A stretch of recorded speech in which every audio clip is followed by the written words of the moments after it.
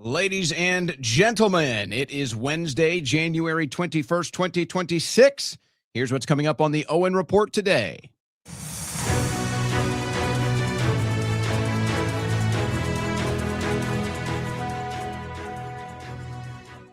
Well, we will start off the show, and stuff is incoming by the minute from Davos, from the World Economic Forum. Stuff is coming in by the minute. So we were still compiling some of these clips right up to the final seconds here. But we got clips from Trump. We got clips from Scott Bessent. We got some other developments that are happening at Davos today. Some pretty good clips, I think you could say. Some interesting stuff from Trump. In fact, there's so much happening there. We're not even going to get to all of it. But it gives us an idea of what these global elites are thinking right now, and how Trump is kind of posturing himself like he's against them, and he's kind of still countering them, and he's representing the people and our force against their will to enslave us. And yet there he is, the keynote speaker. There he is carrying out a lot of their agenda. So we'll talk about that. And then we've got the news of Trump saying he's reached a deal with NATO as far as Greenland is concerned. We've got the latest approval ratings for President Trump. We'll review some of that, and we will show you some of the things that lead to these numbers, which, as you can imagine, are not very good. Not very good. No siree. And that'll lead us into the political news of the day. We've got news out of the DHS. We've got some fraud news. Now, the big tease is that they're about to make big fraud arrests.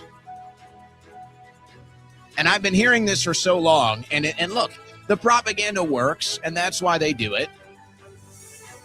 And so we see these teases like, they're getting the arrests now, and then nothing happens. But we'll see. We'll review that. But as everybody is talking about the fraud, and we covered some of this yesterday with the latest round of pardons, but we're going to review one of these pardons from Trump specifically, which are almost all of them fraudsters, by the way. Almost all of them are fraudsters. So we talk about fraud, we talk about stopping fraud, and then Trump pardons all the fraudsters. There's one interesting one we're going to lean into today. As a former DOJ attorney, a pardon attorney, is highlighting one for us. Yeah, it's not going to surprise you. It's not going to surprise you. So we'll look at that. We got some other things happening in Congress. Despicable things. Congress continues to act against the people and their oath to the Constitution. So really nothing new there, but we'll review some of the latest. Barry Weiss seems to be having some trouble in her leadership role, but not really when you understand what her role actually is. If you thought this was a traditional leadership role as the head of CBS News, or whatever her official title is, then yeah, you would say it's not going well. But when you know what her actual role is, you realize that no, it's actually just fine. So it seems as though some of the employees beneath her are a little confused about what she's doing there. So we'll try to set that straight. And then we got a big stack here. It is what it is, folks. Israel is just bombing and killing people left and right. I mean, there's no other way for me to really present this or pitch this or tease this. That's what it is. I've got a whole stack of Israel just killing people, including journalists now, and going into Palestine with construction crews, and it's just a construction site. That's all. They're just tearing it all down so that they can take it over and then build it as they see fit. So we'll review some of that today as well. All of that and more on the Owen Report. This news update was brought to you by OwenSchroyer.store, the official site for Owen Report merchandise. Friends, family, listeners of the Owen Report, it's time to take your water filtration to the future. The future is now at CovePure.com/Owen. Now, you might hear other water filtration companies or even people that sell bottled water, and they'll talk about, you can taste the difference. But can you really?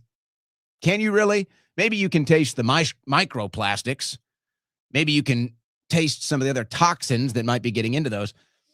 With the CovePure water filtration system, you actually can taste the difference. And I'm telling you this from experience. Myself, I thought I was a water snob. I thought I had the best sources for the best water.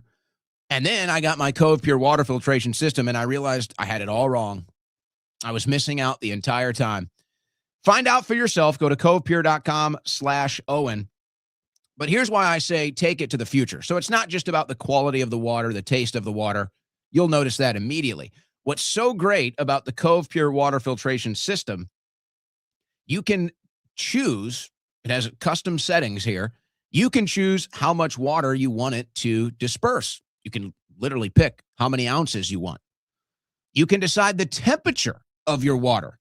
If you want it really hot, maybe you're making some instant coffee, maybe you're making some tea, you want some really hot water, gives you really hot water. You want warm water, just warm, gives you warm water. Room temperature water, you want ice cold water? One button, ice cold water, no ice needed. What an incredible machine. Does your water filtration system do that? Do you have a water filtration system that is this far into the future? Well, if you don't have the CovePure water filtration system, you probably don't. Now, if you go to CovePure.com/Owen, you're a water snob like me, you want to know what is the filtration process. It's reverse osmosis, which is known to be the best water filtration process out there, reverse osmosis. But they will say the problem with reverse osmosis is that it takes the good stuff out with the bad. So you lose some of the pH, you lose some of the alkaline. Well, guess what the CovePure system does? It realkalizes the water. They've literally thought of everything. You will not find a better water filtration system out there. Go to CovePure.com/Owen. Take your water filtration to the future with me with your CovePure water filtration system.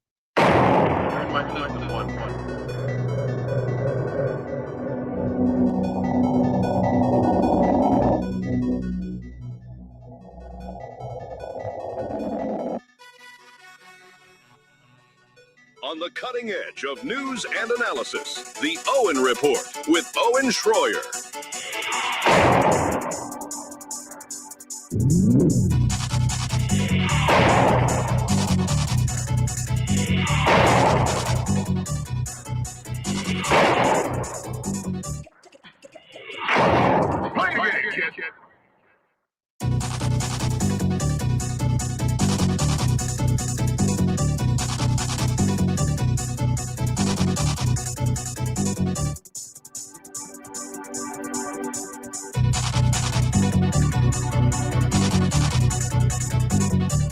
All right, guys.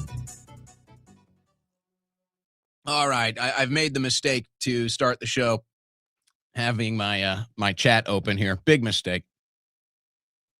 Big mistake to have the chat open here. But that's all right. We're about to get into the news. It's just funny reading some of the comments in the chat. I can't help myself. You guys are wild over there. Don't worry. We don't censor the chat. It's okay. We let you guys. We like the freaks. We like the geeks. We like it all. We really do. But I feel like I can't decide what to do about this weird rumor or this weird accusation that I'm broadcasting from my garage, as if there's something wrong with that. I actually know people that have garage studios that are really nice, probably nicer than mine. So I can't decide. Should I just let people believe that is the case, that I'm in my garage right now, or should I actually do the studio reveal someday and just take a picture from each angle and show you what we're really working with? All right, guys. All right. Taking a deep breath. We had so much coming in. We had so much coming in as Davos is going on right now that I just kept seeing these clips, and I was like, oh my gosh, it's 2:55. Oh, here's a new clip. Bring it in. It's 3 o'clock. Here's a new clip. Bring it in. It's 3:05. Here's the new approval ratings. Get them in. So we're just like, boom, boom, boom. Yeah, you guys. That's actually fun. I'll put a leaf blower behind me. I'll put a leaf blower, maybe a lawnmower or something. Like one of those old lawnmowers too, the non-electric ones with just like the rotating blades. Just really, really send them. Just really send them. All right. Yeah, they've been saying ice and snow coming for Austin for a week now. And it keeps staying 70 and sunny. So I hear they're having these emergency alerts in Texas. Oh, keep your water running and all this other stuff. And it's still 70 and sunny. So we'll see. But it actually bothers me because I bring Don J. Tortoise in because they're like, it's about to be 20 degrees and he doesn't like it out there when it's cold. He can't survive that. So I bring him in and then the temperature never drops and he gets mad at me and he looks at me there. He's inside. He looks at me. He's like, why did you bring me in? It's still 70 and sunny out there. I'm sorry, Don. I'm sorry. It's not my fault. It's the bad weatherman. I guess I shouldn't trust him, I guess we shouldn't trust him. I'll address these things. I'll address these other comments. I got to close the comments. It's too distracting. All right, let's get into the news. Let's actually do a show here. So right before we go live, this announcement is made. And I haven't seen too many details following yet. We're monitoring the situation. The boys are monitoring the situation. We will go to some Trump clips after this. Trump says he has reached a deal for Greenland with NATO, and he's backing off the Europe tariffs. There's big talk of tariffs, including 200% on France specifically. We do have some other tariff news. Once we get through all the Davos news, we'll get to some of the tariff news. President Donald Trump said today he and NATO Secretary General Mark Rutte have formed the framework of a future deal with respect to Greenland. Trump said that as a result of that negotiation, he would no longer impose punitive tariffs on a slew of European countries that were set to begin February 1st. Stock shot up immediately after Trump posted the debate. Oh, yeah. Oh, yeah.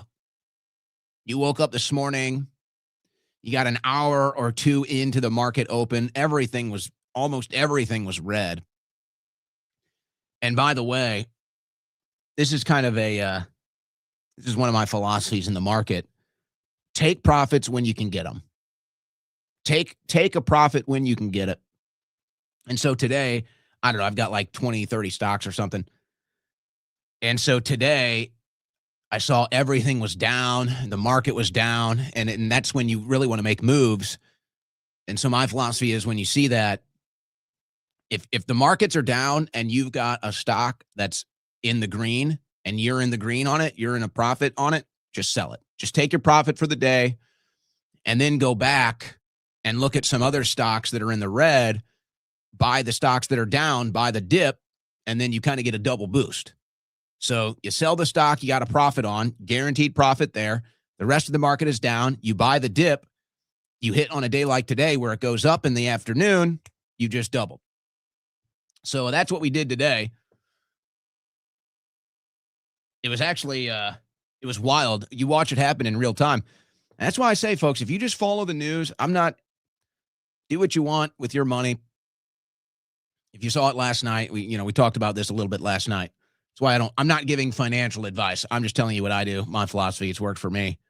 But really, you follow the news, you follow these trends. It's a good path to success. But I don't think anybody has ever moved the market like Donald Trump and this administration. I don't think the market, and I'm new to this. I'm only barely in over a year here. But I don't think anybody moves the market like this administration. I mean, it is almost immediate watching this stuff happen. Okay. So a deal's been reached on Greenland. We'll see what that all means. Now, so you see President Trump announce this, and he's talking with NATO. Here's my problem, and we'll see what happens with Greenland, and we can respond to that and react to that. We've covered it a lot. I'm pro acquiring Greenland, but let's see what the results are. I don't want to acquire Greenland for the special interest and the foreign interest. I'd like it to benefit the United States and our people. And it seems that the pattern here, undeniably, of this administration is the moves that Trump makes are to benefit the foreign interest and the special interests. That's what's going on. And so this could be another case there. And, you look at the process, you examine the process, and again, this is where I kind of have an issue. Trump, and this is what Trump does, he's consistent with it. Trump leverages the corruption. He leverages the fact that the United States of America, our people, our tax dollars, he leverages the fact that we're getting basically raked over the coals by the entire planet. He leverages our foreign aid. He leverages our NATO spending. So it's like, instead of, and at the end of the day, results are really what matters the most.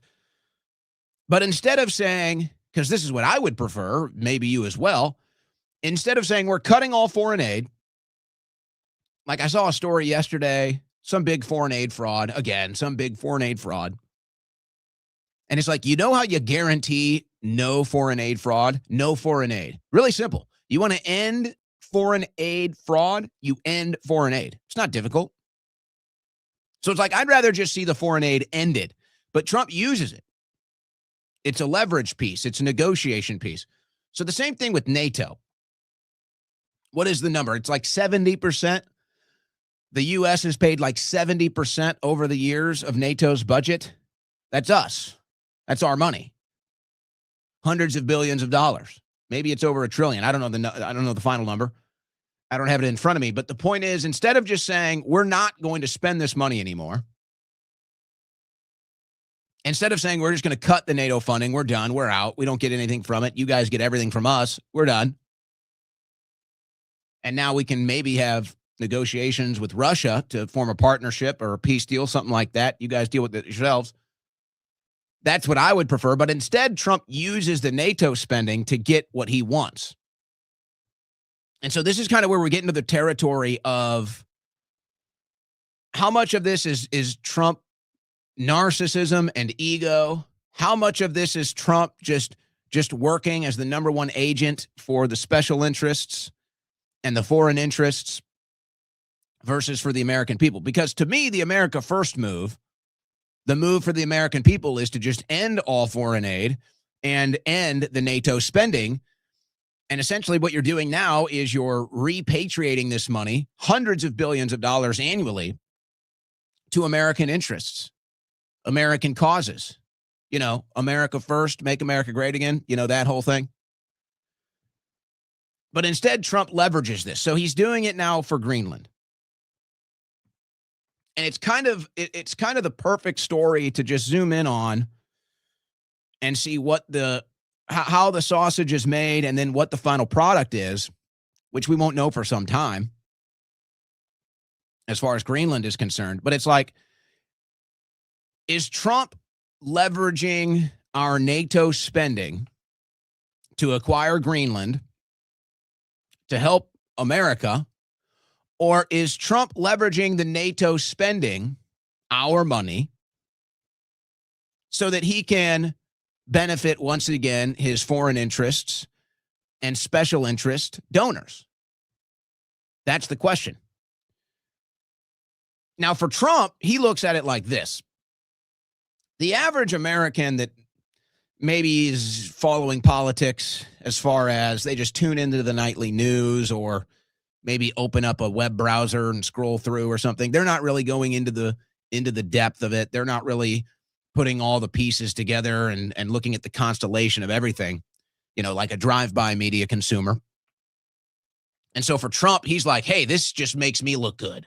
This just makes me look like a genius. When really, it's just him leveraging your money. when really it's just him leveraging your tax dollars for either what will appear like a victory for his administration or what will end up being another special interest, foreign interest, donor class victory. So again, you'll have to figure out in time, but that's what's happening here. Trump is leveraging our NATO spending to acquire Greenland. That's all it is. And it's really not that complex. It's really not that difficult. NATO is defunct. The Cold War is over. It's a grift. It's really fraud, actually. It's massive fraud is what it is. It's international geopolitical fraud. So that's why I don't want anything to do with it. And that's why I was hoping that one of the outcomes of this Greenland process would be that we get out of NATO. But no. Instead, Trump leverages our money, and I guess it's his too. He pays a lot in taxes, probably more than any of us. So he leverages the NATO spending to get what he wants in Greenland. And of course, if you're the EU or you're these other European countries, you're looking at this and you're like, well, crap. And who knows what their real level of concern is as far as Russia. All these politicians are liars. They're all dirty, rotten scoundrels. So who knows if they're really concerned about Russia or Putin or if it's all just a big act to steal more of your money and keep you in fear. But here's what we do know. The U.S. pays the burden of NATO. The U.S. pays the massive burden of NATO. And you could argue that it's a big burden on our military as well. With all the different bases and activities that we have in Europe, and it's all to protect Europe from invasion, they say. So we spend all that money. We have all the human resource that's over there. And then the hundreds of billions of dollars. And so Europe sees that and they're like, oh my gosh. Is it worth it? And maybe for them too, they're leveraging it. They're leveraging Greenland. They know Trump really wants Greenland, or maybe more accurately, they know Trump's donors, the special interest, the foreign interest. They know that they want Greenland. So they're all kind of leveraging each other. And here we are, just the citizens of the world, just the civilian class here, the plebs, the peons. And we're just sitting here paying for the whole thing, being told to be scared of all this other stuff, war, Russia, invasion. And of course, they don't do anything about that. They don't care. So the EU, European NATO countries, they're leveraging Greenland. They know Trump's donors want it. Trump knows that the European countries, they want to continue to steal our money with NATO. So they're both just leveraging these things back and forth. We're just stuck in the middle. We're just the slave class. We're just the working class stuck in the middle of all this, being thrown around, tossed around like human capital in these big billionaire discussions, these big geopolitical international theater discussions.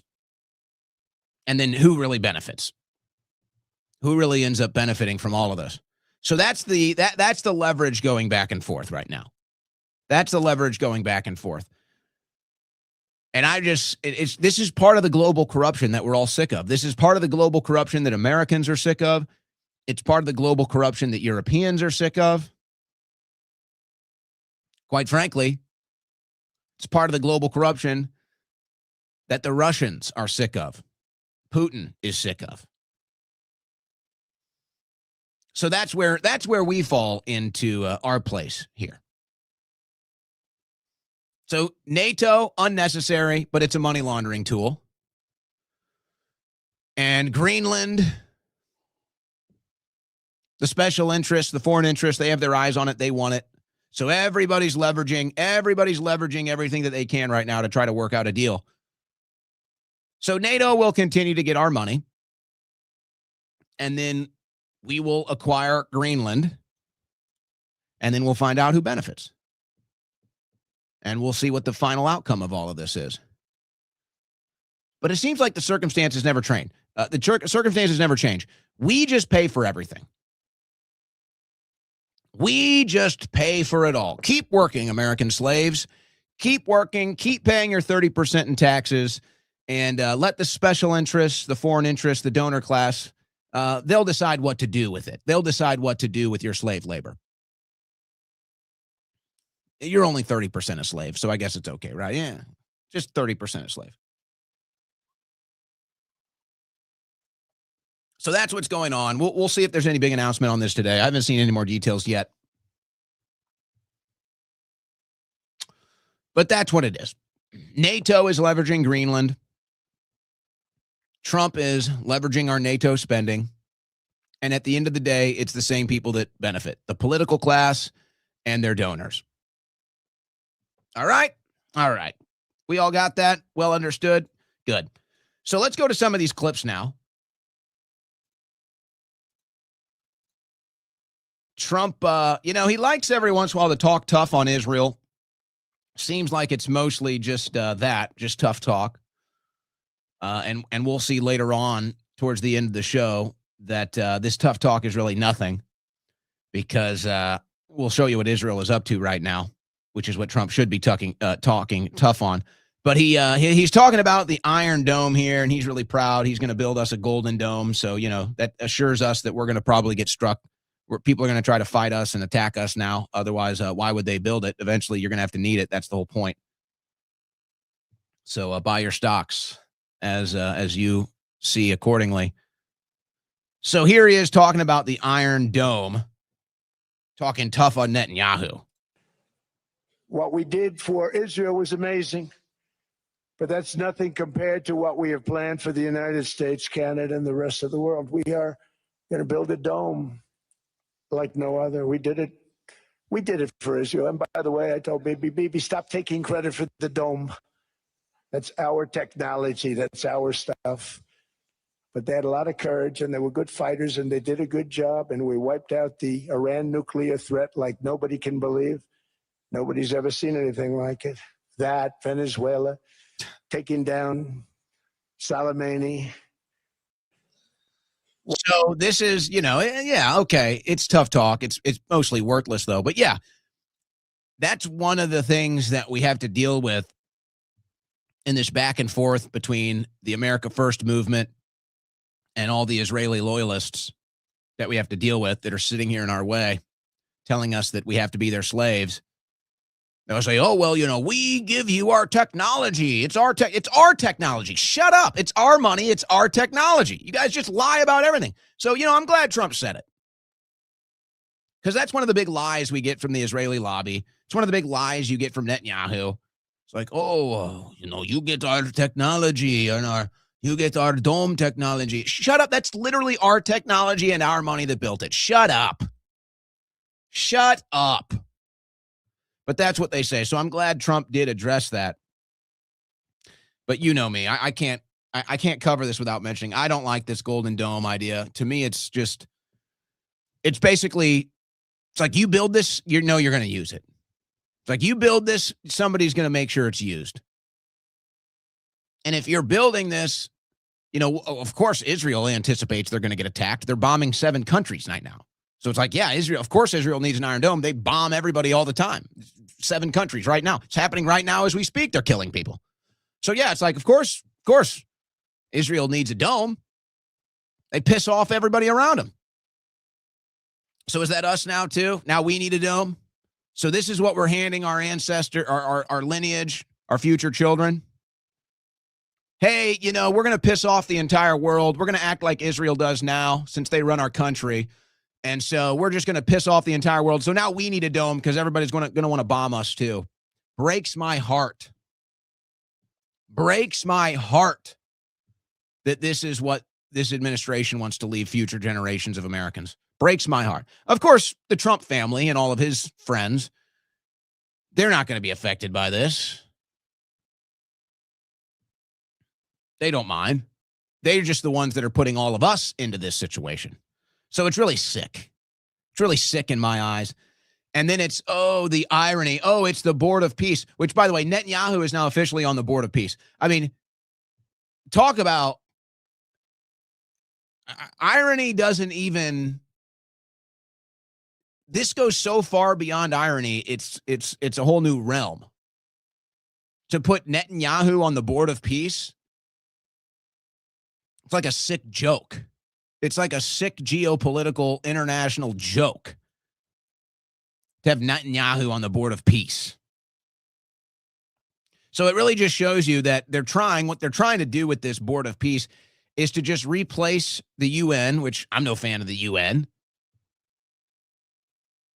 replace the International Criminal Court, which again, I'm not sitting here propping that up, but that's what it is. They know that the UN and they know that the International Criminal Court doesn't sit here and hold Israel in some special place, some special regard. So they call out Netanyahu for its war crimes. They document the war crimes. They try to go in and help all the victims of the war crimes. So Netanyahu, Israel doesn't like that. So they just want to replace that. And that's why like 80% of the board of peace are either Jewish or Israeli. So they're just saying the UN isn't being favorable towards Israel.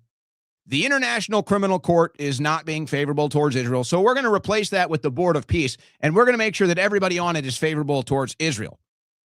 But it's the board of peace. Shouldn't they be favorable towards peace? No. That's just the name of it. This is really just the new international board to establish Israel's dominance and Israel's privilege in the region to do whatever it wants without the UN and the International Criminal Court coming down on them. So that's just a nice consistency that we see from this administration, making sure Israel is taken care of.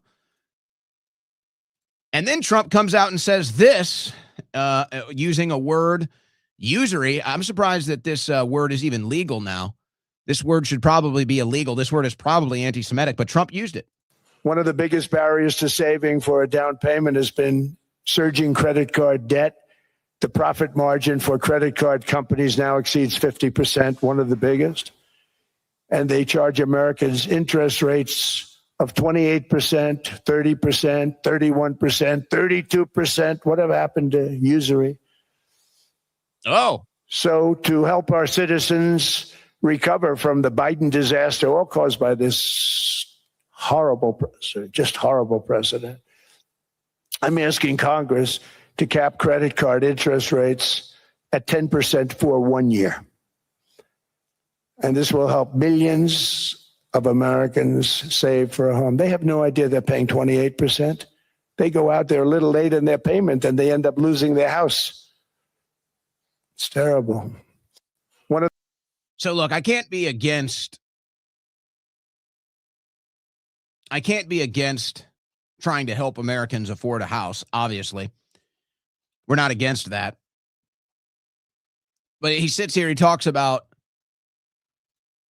he says 28%, and he wants to cap it. Says, well, we'd like Congress to do this, and that's going to be an uphill battle. We'll see how successful they can be. And I'm like, you know what? Again, why don't you just cut our taxes? No, I don't mean like reshape the tax code. I don't mean like reshape the tax bracket. I mean like literally just cut them, end them. 30% interest on credit cards. We pay 30% of our income on taxes. Cut our damn taxes. You want to save the American people financially? Cut our damn taxes. Abolish the IRS. You got all these liberals now, and they go on left-wing news networks. I think Mamdani was on last night. He says, we're going to abolish ICE. It's hilarious to me. ICE is probably the one federal agency that's actually trying to do a job that needs to be done. And you can talk about the FBI. We've got some Kash Patel news and some of their work. I believe you can repurpose that work to the states, local police. I don't think you need the FBI. But it's, we're going to abolish ICE. ICE is the one federal agency that you could look at and say, no, this is a job that needs to be done. This is an agency that we probably need. Where are the calls to abolish the IRS? Where's the audit of the Fed? Where's the audit of Fort Knox? Was this all BS? Was this all showmanship? Just like Doge? Just like the Doge checks? They're teasing those again. We got a problem with the credit card rates. Well, look, I don't like the credit card rates. Maybe you can do something about that. Maybe you can work with Congress and get something done in a political process. Just cut our taxes. Just cut our taxes. Just abolish the IRS. This is how you know all politicians are just bullshit artists, including Trump. They sit here and they talk about all this crap, and they never actually go through with the real solutions. They never actually move forward with the real solutions, ever. They always have some sort of a weird, confusing end around that ends up benefiting them, and they never go with the real solutions. You want to give relief to the American people? Cut our taxes. You want to stop all of the fraud that we see? Stop all the welfare. Stop all the foreign aid. But no, it's never that. And guess what? Congress is about to vote for another $5 billion in welfare.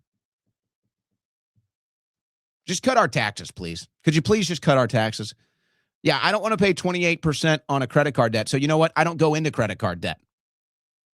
But I don't want to pay 30% in taxes. What can I do about that? If I don't pay, the IRS is up my ass. I do pay, the IRS is up my ass. Nobody's talking about the tax strike anymore. How convenient. Trump didn't have our back on that. More talk now from Trump on the stolen election. This is pretty key. Let's listen. Thousands of miles away, separated by a giant ocean. It's a war that should have never started, and it wouldn't have started if the 2020 U.S. presidential election weren't rigged. It was a rigged election. Everybody now knows that. They found out. People will soon be prosecuted for what they did. It's probably breaking news, but it should be. It was a rigged election. You can't have rigged elections. You need strong borders, strong elections, and ideally a good press. I always say it. Strong borders, strong elections, free, fair elections, and a fair media. The media is terrible. It's very crooked. It's very biased, terrible. But someday it'll straighten out because it's losing all credibility. Think of it. When I went in a landslide, a giant landslide, won all 7 swing states, won the popular vote, won everything, and they only get negative press. That means that it has no credibility. And if they're going to get credibility, they're going to have to be fair. So you need a fair press. But you also need those other elements. And I inherited a terrible, terrible situation. If you look, the border was open. The inflation was raging. Everything was bad with the United States when I came into office. And again, guys, let's just be honest. That's because he let the bad COVID policies go down. That's all because of the 2020 COVID policies. Let's just be honest. This is no endorsement of Joe Biden. He was awful. He didn't help at all. But what he's talking about here was a result of his administration's COVID policies. But I also inherited a mess with Ukraine and Russia, something that would have never happened. And I know Putin very well. He and I would discuss Ukraine. It was the apple of his eye, but he wasn't going to do anything. I said, Vladimir, you're not doing it. He would never have done it. It was terrible what happened. I could see it happening, too. After I left, I could see it happening. Biden had given Ukraine and so he talks about the rigged election, and there's all this talk about, oh, they're tracing it back to Venezuela and everything else. Look, I'll believe it when I see it. And here's where I'm at. And maybe a lot of people are on the same page. And I think, we're a year into this administration now, folks. We have to start being real. We have to start leveling with ourselves. Because, again, we're all propagandized. There's a reason why they throw propaganda at us, because it works. Even us that know it's propaganda, it still has an effect. It still serves its purpose. Even if we can recognize it and reject it, it's like we're still consuming it. It's still there. It still gets into our consciousness. So I feel like there's 2 major pivotal moments happening right now. Because I see Trump talking about the rigged election and the rumors that it's all going back to Venezuela and Maduro's cooperating and all this stuff. And I don't even believe that. But it's like, I see that. And, it's like, again, this is why they propagandize us. It's like, oh, okay. It's like, okay, maybe. Oh. Maybe they are doing something about it. So, yeah, it's like, oh, let's build up some hope. It's like, I know it's bullcrap, but even I fall for it. It's like, oh, maybe they are going to do it. So you get that little glimmer of hope. It's like you want it to happen. It's like, of course I want it to happen. Of course I want to see justice for the stolen election that they talk about all the time. Of course I do. But it's like we've been on this merry-go-round for years now, and nothing happens. So, okay, they're bringing it up again. It's like, all right, is something going to happen? It's like, all right, okay, let's see it. But I think there's two pivotal things happening right now. You've got that, and you've got the situation in Minnesota, whether it's the Somali fraud or whether it's the leftist protests, and there's this big buildup. Apparently, Pam Bondi is out there right now. So this is the sell. This is the sell. The sell is we're about to get justice for the 2020 stolen elections. Pam Bondi's in Minnesota. We're taking down the left-wing terror networks. We're taking down the Somali fraud networks. And it's like, and again, it's like we've been through this so many times, I almost feel like a fool. I feel like a fool that I'm even listening to this stuff, that I'm even considering that they might follow through with this stuff. I feel like a fool. But I can't help it. I'm human. It's like, all right, finally, are you going to do something about it? And I feel like this is the pivotal moment because it's not just us. You've still got the people, you've still got the MAGA sheeple, you've still got the people that eat from the trough of whatever Trump says. And they're real hype. You know, they're banging the drums. They're getting ready to say, see, told you so. See, panicking. See. They're lining it all up. They're getting ready. They're chomping at the bit to tell us that we're wrong about everything. And fine. I hope I'm wrong. I hope they get arrested for the stolen election. I hope they shut down the left-wing terror networks. I hope they shut down all the Somali fraud. I'm rooting for that. I'm upset because it hasn't happened yet. So, the MAGA sheeple and all of this, they're chomping at the bit. They can't wait to tell us how wrong we are and everything. And I'll eat crow the day it happens. I'm rooting for it. But okay, considering that aspect, I really feel like this is kind of the pivotal moment, right? Because this is what they're saying. See, Trump is telling you they're going to get the arrest for 2020. Maduro is cooperating. That's what it's all about. Oh, so it's about drugs. No, it's not. It's about oil. No, it's not. It's about the election. So what are they going to say next? So what happens? A month goes by, 2 months go by. There's no shutting down of the left-wing terror networks. There's no mass arrests and deportations of the Somali fraud. And there's nothing on the stolen election of 2020. So for us, it's like we've already kind of crossed that threshold, right? We've already kind of entered that realm, and we take the slings and arrows because of it. But I feel like the MAGA sheeple now are starting to kind of break ranks. I feel like the MAGA sheeple, the cheerleaders, the pom-pom wavers, the line dancers, the cultists, I feel like even they are kind of starting to like say, it has been a year. They're not ready to say the Panicans were right. They're not ready to go there, and maybe they never will be. But it's starting to feel like even the MAGA sheeple and the pom-pom wavers are starting to kind of look around and say, okay. It's like, it's going to happen now. Bondi's got him now. Trump's got him on 2020 now. So if Bondi doesn't deliver in Minnesota, and if this administration doesn't deliver on the 2020 stolen election, I mean, I don't know if you can put a timetable on it, but a month, 2 months, say we get into the spring, the summer, and there's still no action on these issues. I feel like the MAGA sheeple, I feel like the MAGA cult is going to start to break. I really do. And you're starting to see, I think, some signs, some cracks in that facade. If Bondi doesn't deliver in Minnesota within a month or two, folks, I mean, maybe with the stolen election, it's like, okay, they can kind of just move forward and not do anything about that. But they're really selling that Bondi is on the case. We're going to get the mass deportations. We're shutting down the Somali fraud, mass arrest. We're shutting down the left-wing terror networks, disrupting ICE. Like, that's the big sell right now, that Bondi is there. We're getting it done. And they're teasing you. They're telling you arrests are imminent.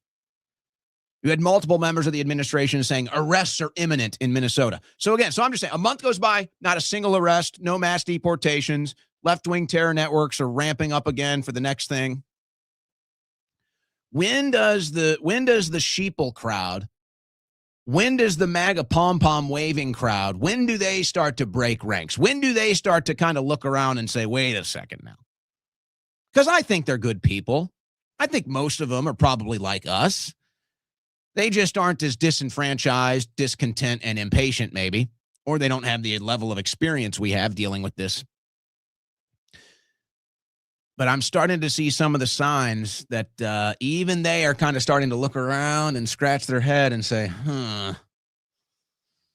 It's like if this, and maybe they'll blame Bondi for everything, and maybe that's why she's still there.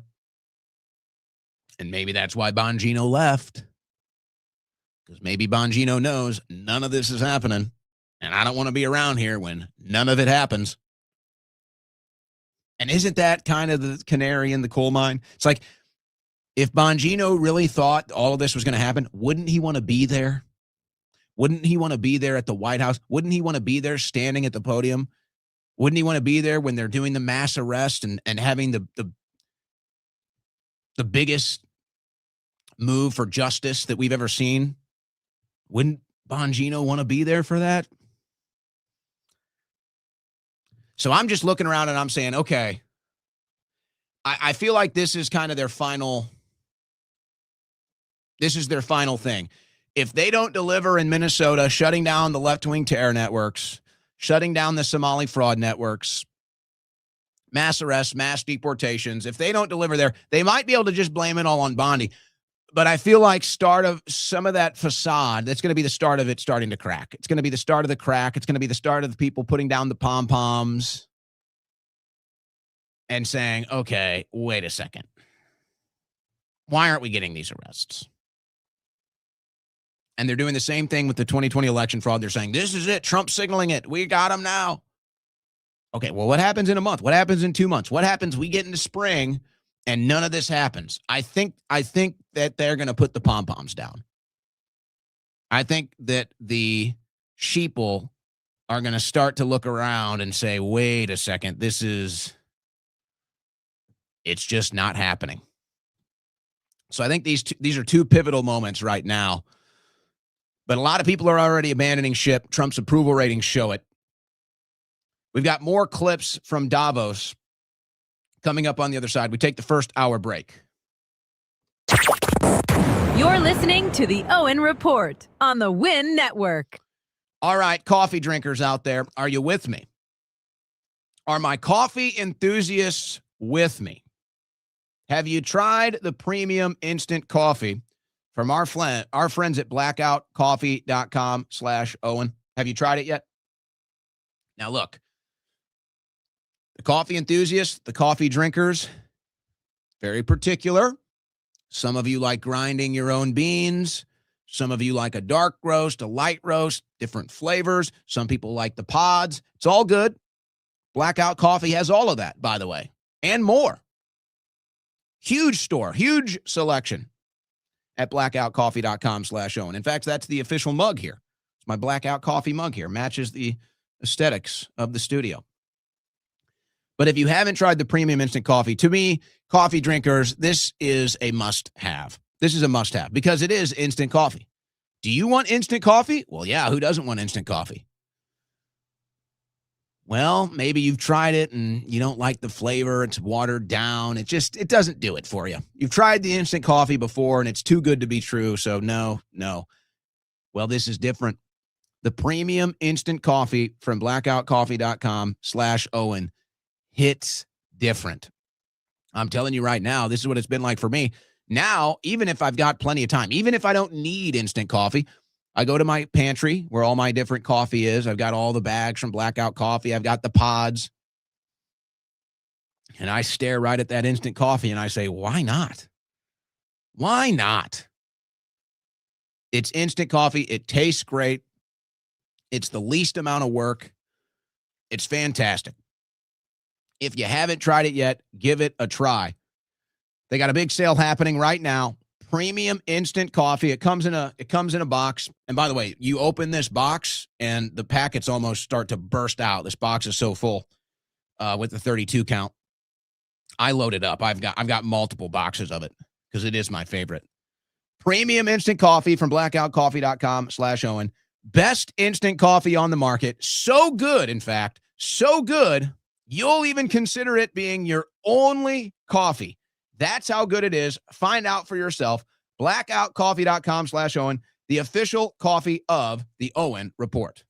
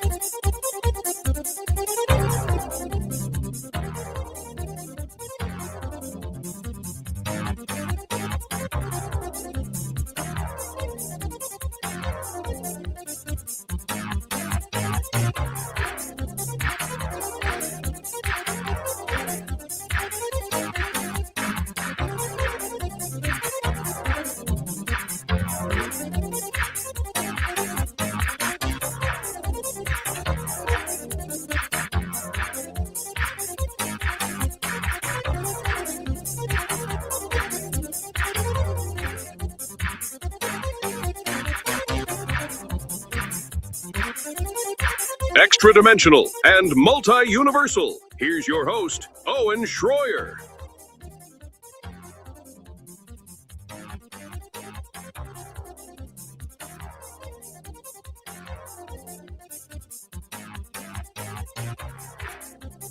You know, one of the complaints I'm seeing here, and I guess it's true. I don't know. I wasn't really looking at it from this angle because I'm not really trying to get entertained by President Trump. You know, I'm just trying to cover news and then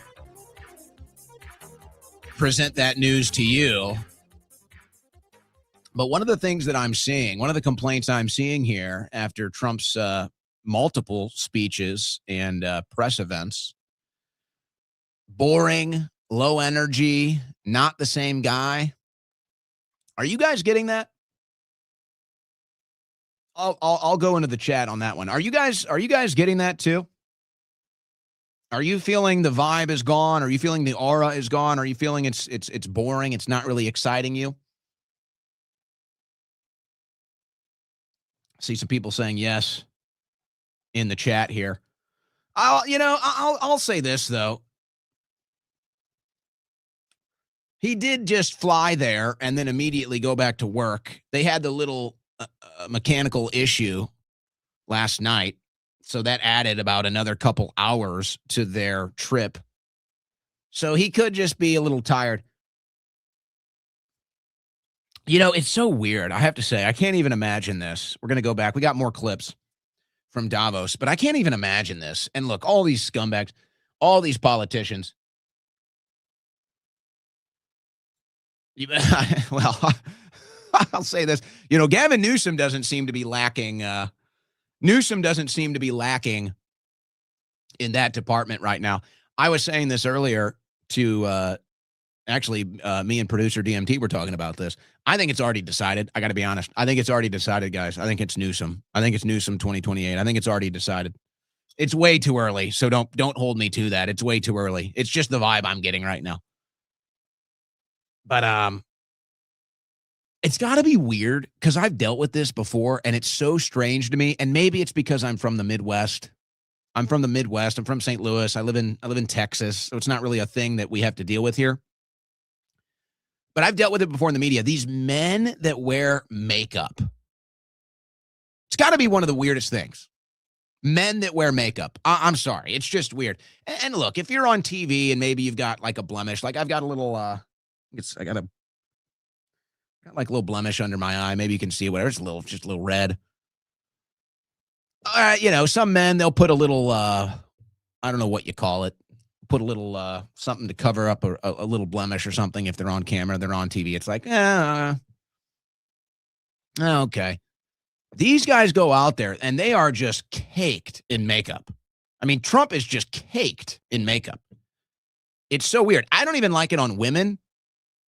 Like the women that wear way too much makeup is like, ugh, such a turnoff to me. And I don't even think it's a good look for them either. But whatever, at least, okay, women do that. Men that cake the makeup on is just weird. It's just weird. But hey, you know what? Of all the politicians that are out there, I'd probably say I'd still rather hang out with Trump than all of them. I'll at least give him that. I'll definitely at least give him that. I don't know if there's any politicians up there that I'd like to spend any time with. I'd go golfing with Trump. I bet it'd be a fun round of golf. Go to dinner with Trump. I bet it'd be fun. I would just say, Mr. President, could you just, I don't think he wears makeup on the golf course. Like, Mr. Trump, can you just not wear makeup for our golf outing today? That'd be great. Just please don't. I don't know how I'd be able to concentrate, honestly, with the whole makeup thing. You know what they're going to do? I'm telling you, they're going to do this. We all saw this, by the way, when Caleb Williams, the Bears quarterback, got drafted a couple years ago. He started wearing nail polish. And, if you're a dad out there, you got daughters that, paint your nails, whatever, that's funny. But no, these guys are wearing nail polish now. They've got Bears fans going out and putting nail polish on. And we all kind of saw it coming. And now they've got like men's nail polish and they're like marketing nail polish for men. They're going to try to normalize makeup for men, but it will fail. But they will try to do it. They'll find a way to try to normalize makeup for men. I don't anticipate that succeeding. So let's go back to Davos. Let's go back to some of these clips. We've got Larry Fink. Let's see. What does Larry Fink have to say here? I think the movement towards tokenization, decimalization is necessary. It's ironic that we see two emerging countries leading the world in decimalization, in the tokenization and digitization of their currency. That's Brazil and India. I think we need to move very rapidly to doing that. We would be reducing fees. We would do more democratization by reducing more fees if we had all investments on a tokenized platform that you could move from a tokenized money market fund to equities and bonds and back and forth. We have one common blockchain. We will, we could reduce corruption. So I would argue that yes, we have more dependencies on maybe one blockchain, which we could all talk about. But that being said, the activities are probably processed and more secure than ever. I think the movement towards... So it's hilarious to watch them talk about this. Yes, we want to do this to stop corruption. Oh, yeah, because you guys have done so well stopping corruption. You guys are clearly so interested in stopping corruption. Yeah. Right. The money laundering that goes on in the Middle East, the money laundering that goes on in Ukraine, the money laundering that happens everywhere. You guys are so interested in stopping corruption. You all vote against oversight of foreign aid, military spending. You all vote against the oversight. But now, now you're concerned.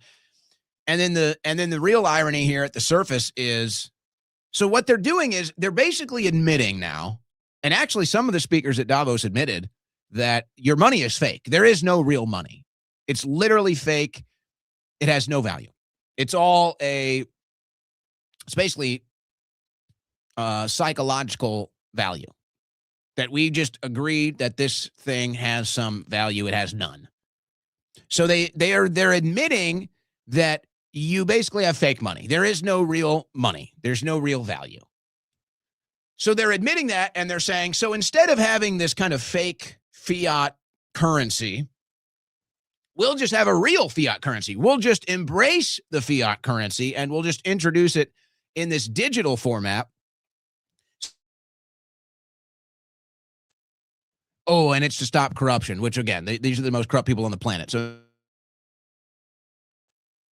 now you need to understand what this is really about. These power mongers hate the idea that you can go out and make a transaction without them knowing about it. Have you ever seen the movie 9 by Tim Burton? Very underrated film. And if you like Tim Burton films, then you're going to love it. It's honestly one of his best films. And for a cartoon, or an animation, probably better to say, for an animated film, it is actually really deep. It's actually a really deep, moving, powerful film. So if you haven't seen it, I'm not trying to spoil it for you here, but I'm using this as an example. So in the film, it's a post-apocalyptic world, and there's this one thing that remains. And, it's the AI machine. It's the AI machine. It's the one thing that remains. It's destroyed the planet, and it's all that remains. And it's just like these World Economic Forum leaders. It wants total control over everything. And if it doesn't have control over something, it freaks out. It panics. And it tries to destroy it. So there's these little things that the scientist leaves behind that are out of control of the giant AI robot. So when the robot finds these things that it doesn't control, it starts freaking out. It can't believe it. How can there be something that I don't control? And it has spasms and starts blowing everything up. That's who these people are. They hate the idea. Let's use an example. They hate the idea. I can go down to a farmer's market right now. Now, they try to find every way to steal your money. They try to find every way when you have a transaction to say, hey, where's my cut? Where's my cut? Oh, I got your cut. Actually, I got your cut right here. Here's your cut right here, buddy. How you like that cut? I can go down to the farmer's market. I can have a $20 bill, and I can go down to my farmer's market, and I can go to one of my favorite booths and say, I'm going to buy a gallon of raw milk and some raw butter. You say, oh, yep, $20. Okay. I give them a $20 bill. They put that $20 bill in their wallet. Transaction over. No government gangster gets to steal my money. I have $20. I give it to him. He gives me raw milk, raw butter. He puts the $20 in his wallet. There you go. Transaction. No, they got to get their cut. They got to get their cut, these greedy bastards. You can't do that. So even though the money is fake, we still agree it has some value. So I can exchange my $20 bill, my piece of paper, and I can go out and I can get raw milk, raw butter. And he can put that $20 right in his wallet. And no government gangster, no mafia shakedown gets to step in and say, hey, give me my cut. Give me my money. They hate that. They want every transaction you make to enrich them. They want every single transaction that you make to be monitored so that they can tax it and steal money from you. That's what this is all about. That's how greedy and power hungry these people are. They believe that you are their slaves. They act as gangsters and mafia members because they are. They hate it.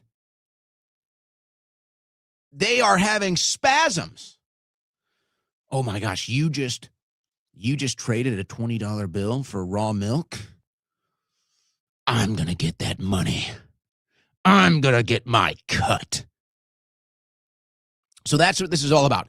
It's all about putting everything onto a digital database so that you can't go down to the farmer's market and trade a $20 bill for some raw milk without them getting their cut. That's all it is about. These gangsters, these thieves.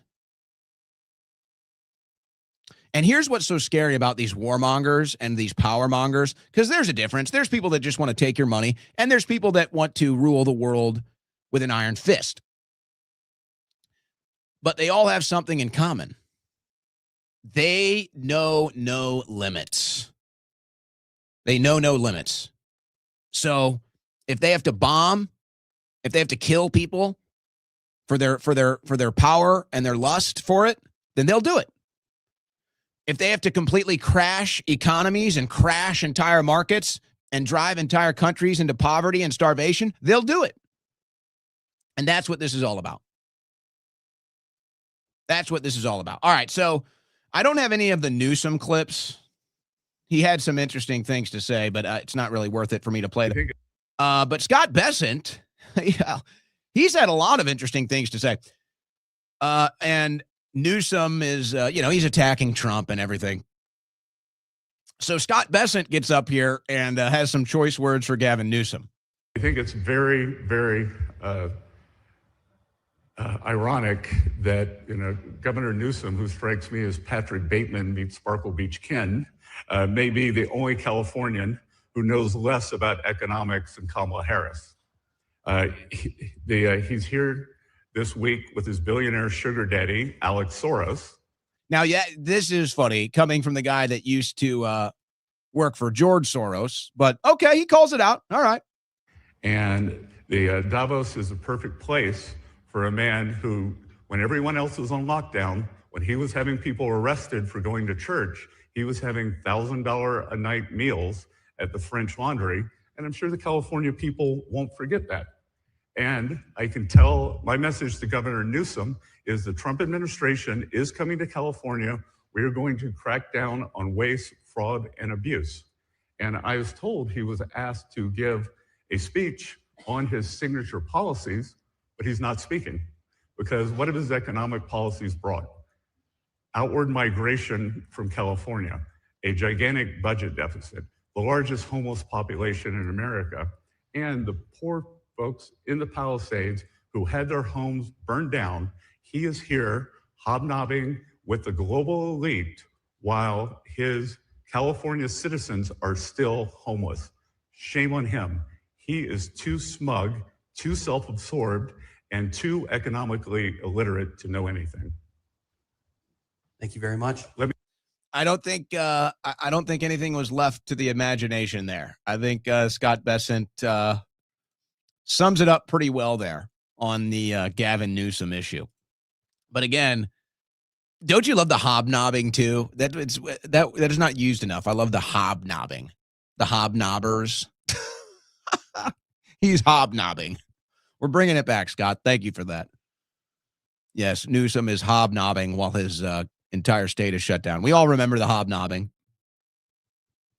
We all remember it. So there you go.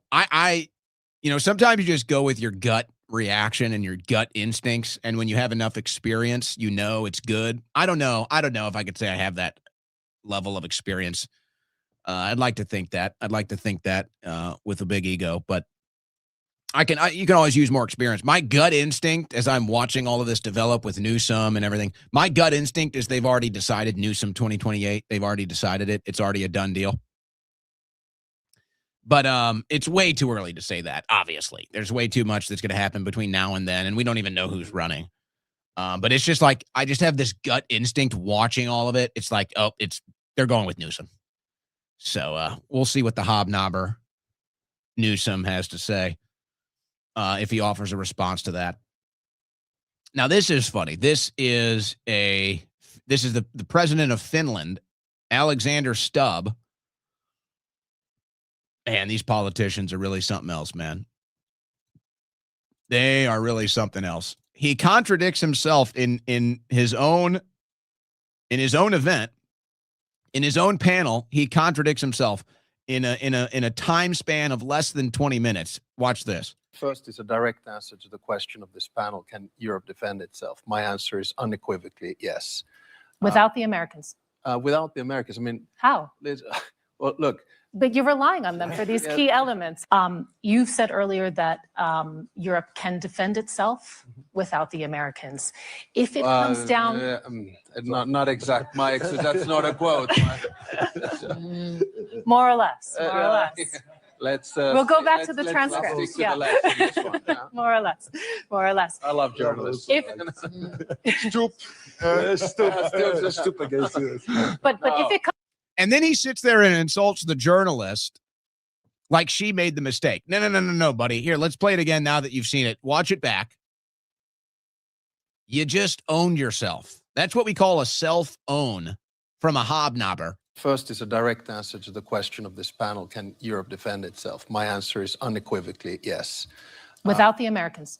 Without the Americans, I mean... Unequivocally yes, without the Americans. That's the transcript. Europe can defend itself unequivocally without the Americans. That's the exact quote. How? Well, look. But you're relying on them for these key elements. You've said earlier that Europe can defend itself without the Americans. If it comes down... not exact, Mike, so that's not a quote. More or less, more or less. We'll go back to the transcript. Yeah. More or less, more or less. I love journalists. But if it comes... And then they insult the journalist who actually got it right. She actually got it right. You know what?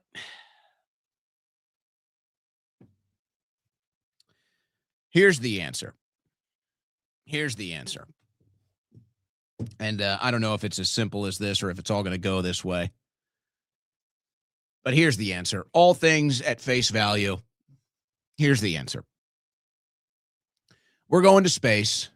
We're expanding human civilization. We're reimagining civilization and humanity on Earth as we know it. And in that process, we're done. We're done with government. We're done. It's over. We don't need government. We don't want government. All of our politicians are liars. All of our politicians are corrupt. We're done. And they go with this phrase, anarchy. And we've all been propagandized into this conception of what anarchy is and what it isn't. And it's very negative in its connotation. So you don't want to use that word. But as far as a description, a definition, no, it's time for anarchy. We don't want you anymore. We don't want our government anymore.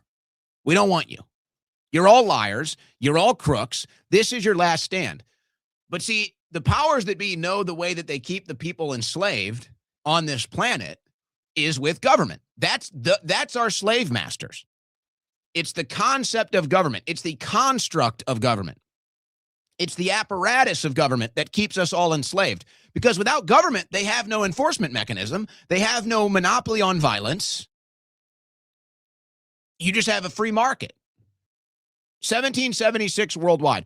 We're done with you. This is your last stand. And I know people kind of get after me because of my support for Elon Musk, and they don't like some of his technology and some of the other issues. And we're going to get into this one issue right now that's going on with X later today. And that's all fair. I accept that. I know my stance. Some of the stances I take, I know are unpopular, and that's okay. It's okay. We have disagreements. But part of the reason why I do support Elon Musk and like Elon Musk in the larger picture of things is he's going to be one of the biggest players in this expansion of human civilization.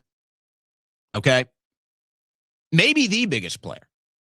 And I think he might be the only one that's in that class that has some semblance of connection to humanity and the human soul and the human spirit. It's my opinion. And I think a lot of what Elon Musk does, he doesn't even want to do. I don't think Musk wants to be involved in AI. I don't think Musk ever thought I need to have a social media network to preserve free speech. I think he does these things because he feels it's a necessity. So as we expand to space, and I know, conspiracy theory aside, we're looking at things at face value. As humans expand into space and we remake civilization as we know it, maybe we can go into the future we were promised. Maybe we can go into the future we envisioned. Maybe it's still possible. We have to just throw these governments off our back. We have to. So I don't care whether you're in Iran. I don't care whether you're in Israel. I don't care whether you're in America, whether you're in Greenland or Denmark or Finland or anywhere. Our government is the problem. The very concept and practice of government is against your human nature. It is against your human will. It is demonic in its practice against the free will of humanity, and it must be defeated. We must defeat government. And if there is to be some concept or some practice of government, it can get zero funding.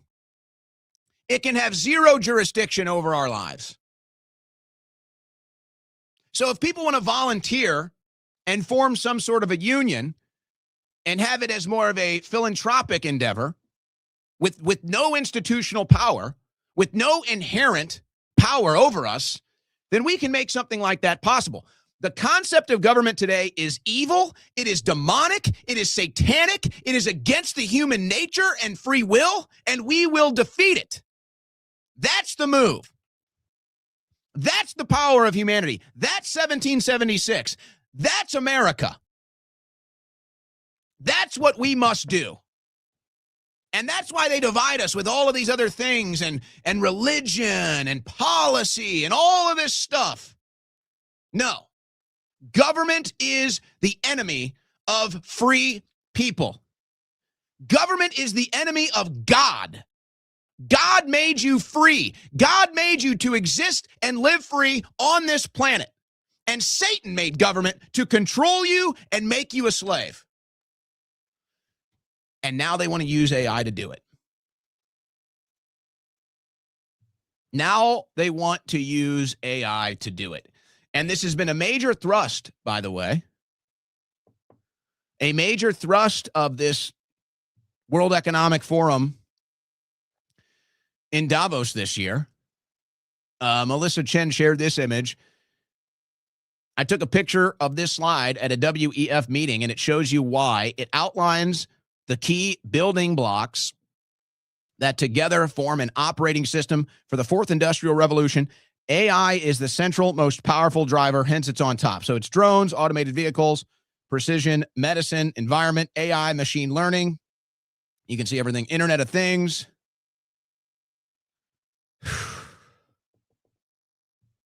This is how they plan to enslave us forever, folks. This is why it has to be stopped.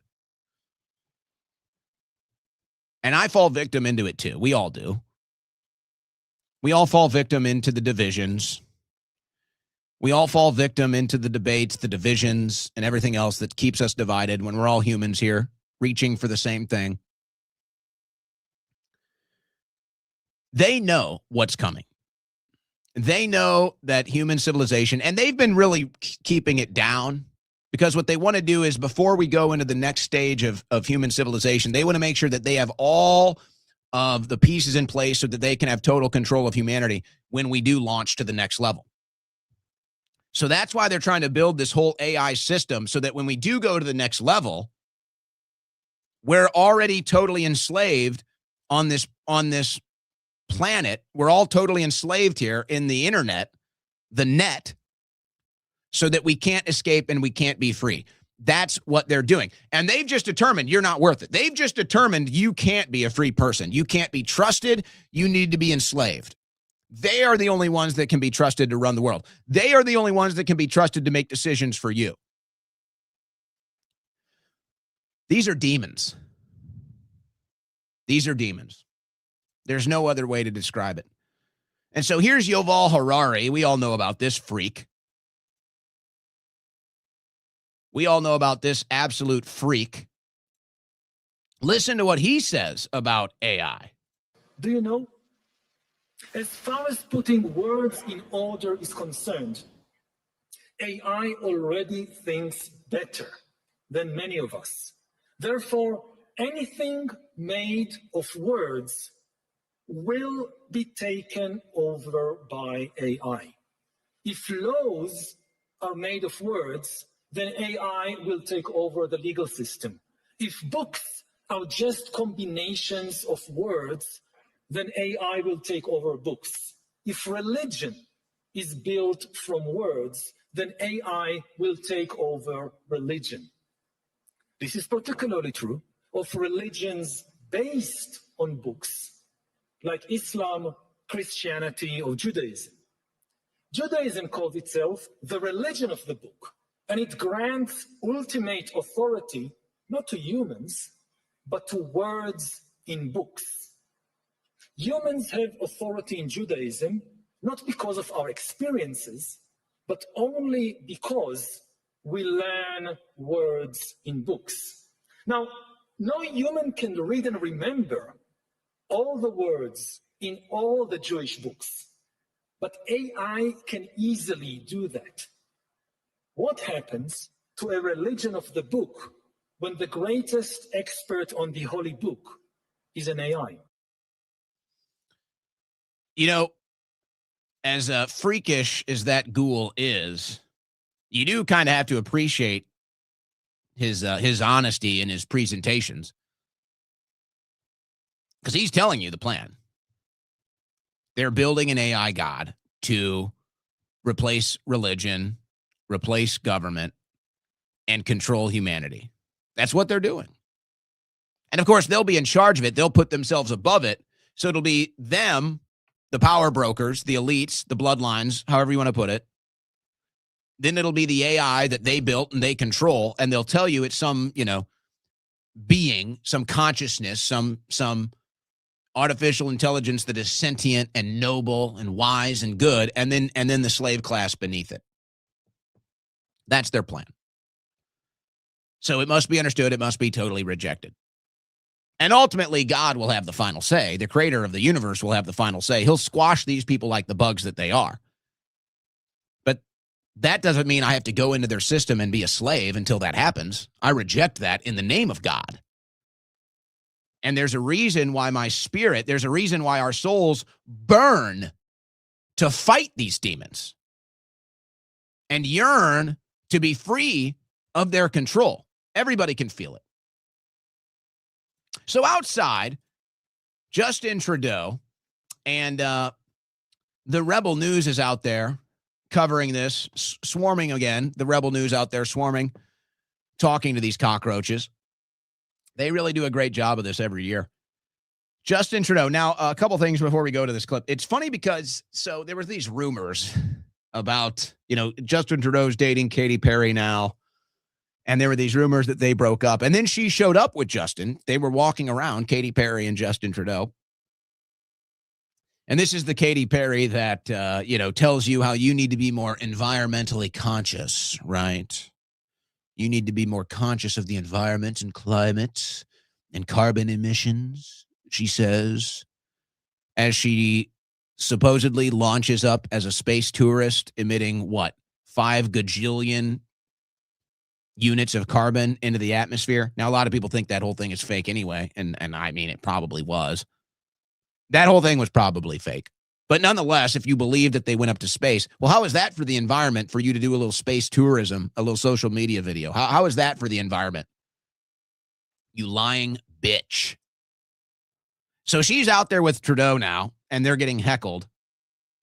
So here's this guy is, again, this is just what a it's like he leaves Canadian government, starts dating Katy Perry, and, kind of, it's like, all right, whatever, just leave him. Yeah, whatever. I don't really care anymore.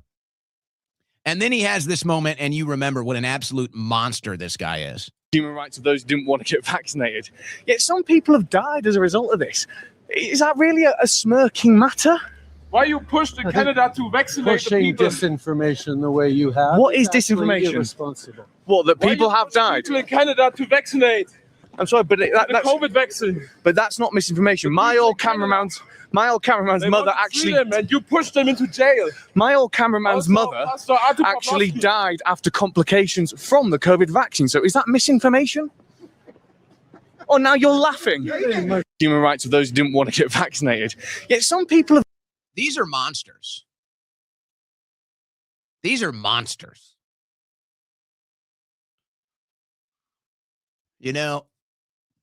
They're lucky. And I want to be clear. I'm not saying, I'm not promoting anything here. Let's be very clear. But they are lucky that we're civilized beings. They are lucky that we are civilized. Here's a guy who lost family because of Justin Trudeau's policies. Dead family members.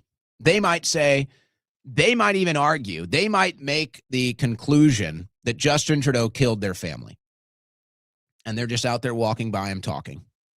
That's all, just talking, just asking questions.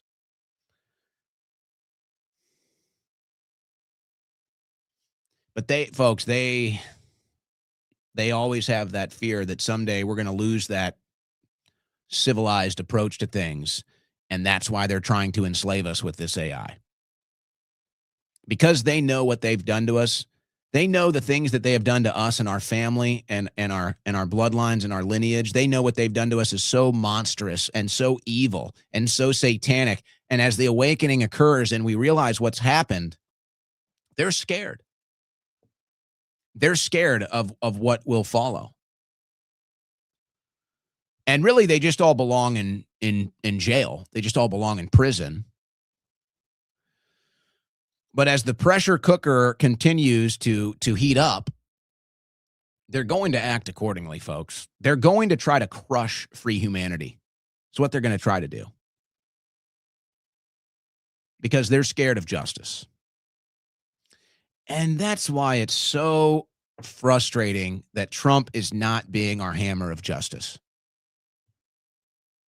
That's why it's so damn frustrating. Because we don't want to go there. It's not where we want to go. Talk about irony. So in Denmark,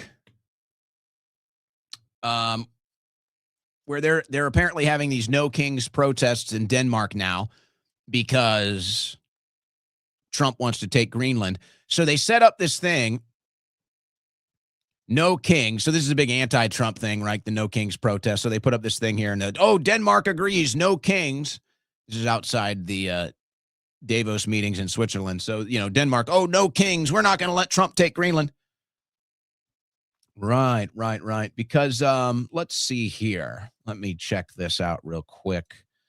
Let's see. This is from the official Denmark, denmark.dk. This is their official government website. Kingdom of Denmark.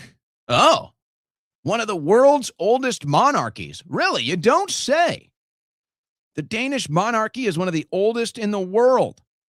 King Frederick X's heritage can be traced back more than 1,000 years to a king believed to be born around the year 900. The King of Denmark, King Frederick X, born 1968, has been the sovereign of Denmark since January 2024.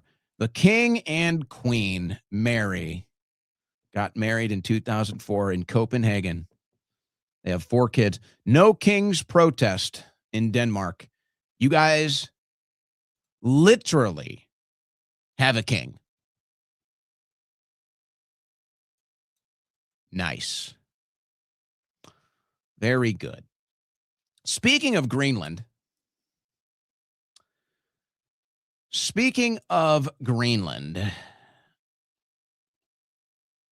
I forgot this guy's name. I'm trying to find it. nobody has it in the comments.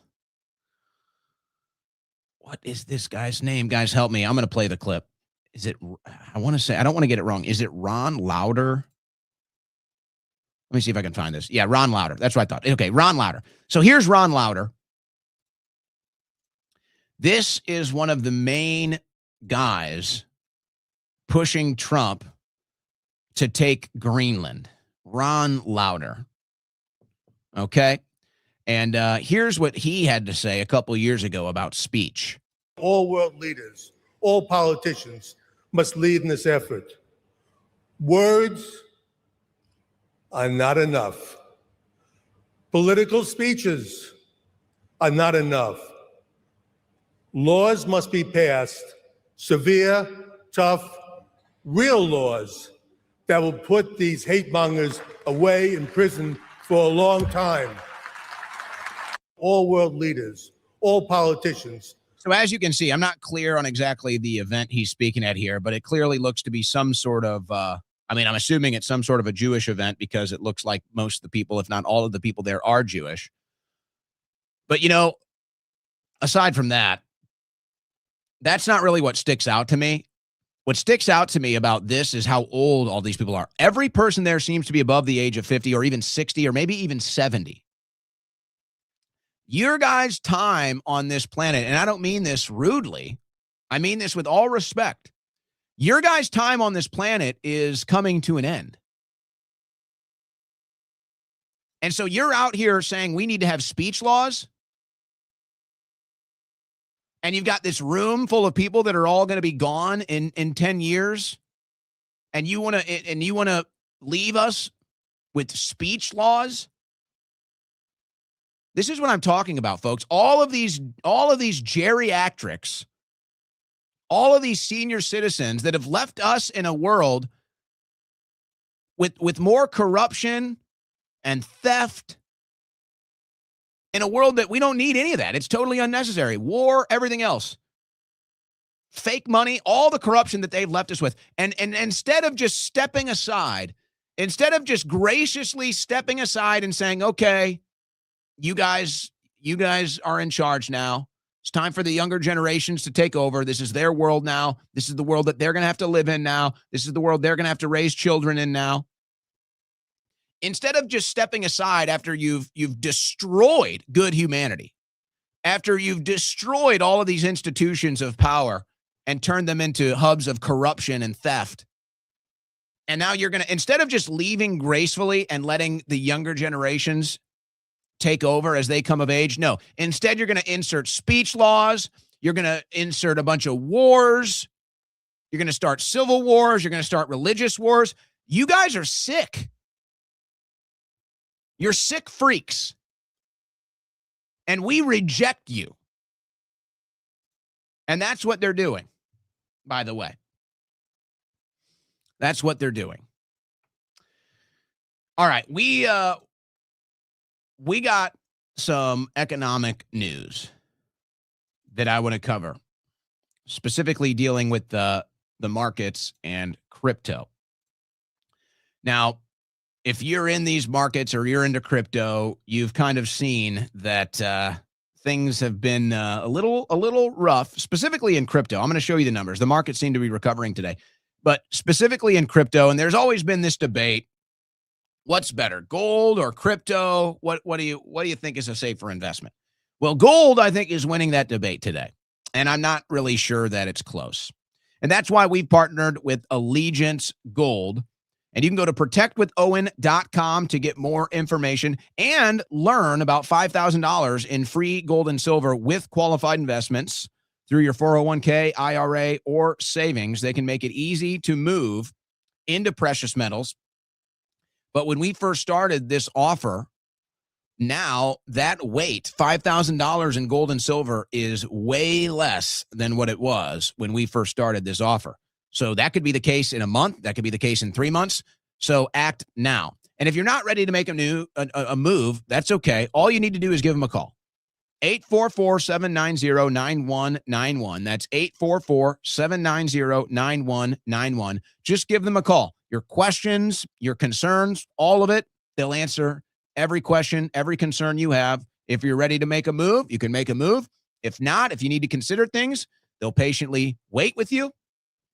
But there it is. Just give them a call. Get the information that you want, or go to protectwithowen.com. Now, again, folks, you look at the stock market. How sure are you it's going to stay on the trend it's on? You look at crypto, the latest trend in crypto, not good. I'll show you the numbers on the other side. The banks, not good. Debt, not good. The state of the fiat currencies, not good. So there it is. Gold and silver going up again, record highs, the talk of the town. Everybody's racing in. Don't get late to the party, folks. Don't be late to the party. But like I said, maybe you got questions, concerns, you're not ready to make a move. Totally understandable. So just give them a call. Just get the answers that you want at 844-790-9191. Or if you're ready to make the move and you want to get in now before maybe gold and silver continues to skyrocket, go to protectwithowen.com and we can make this happen with Allegiance Gold swiftly, moving into precious metals so that you feel comfortable. Again, whether it's your 401k, IRA, or savings, you can feel comfortable that it's going to rest easy in precious metals instead of some of these other markets and the banks and everything else that right now is like, I don't know. Give them a call, 844-790-9191, or go to protectwithowen.com. Protect your wealth and your freedom because no one else will.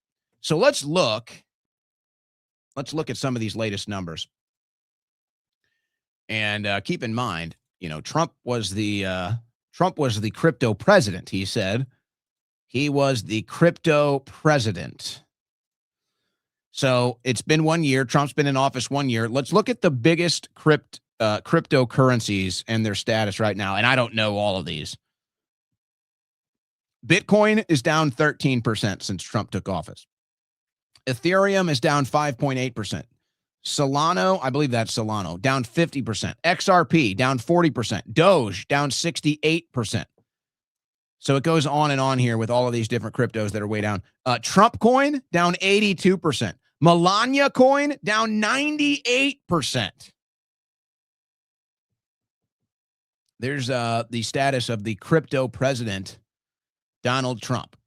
Said he was the crypto president. Vote for him if you want to see crypto do well. Not so good. No, not so good. Really bad, actually. Now, the Department of Justice, Homeland Security, just made a new announcement as far as the motivational factors to get people to self-deport. I'm sick of it now. I think the time has passed, but they're doubling down. They're raising the price.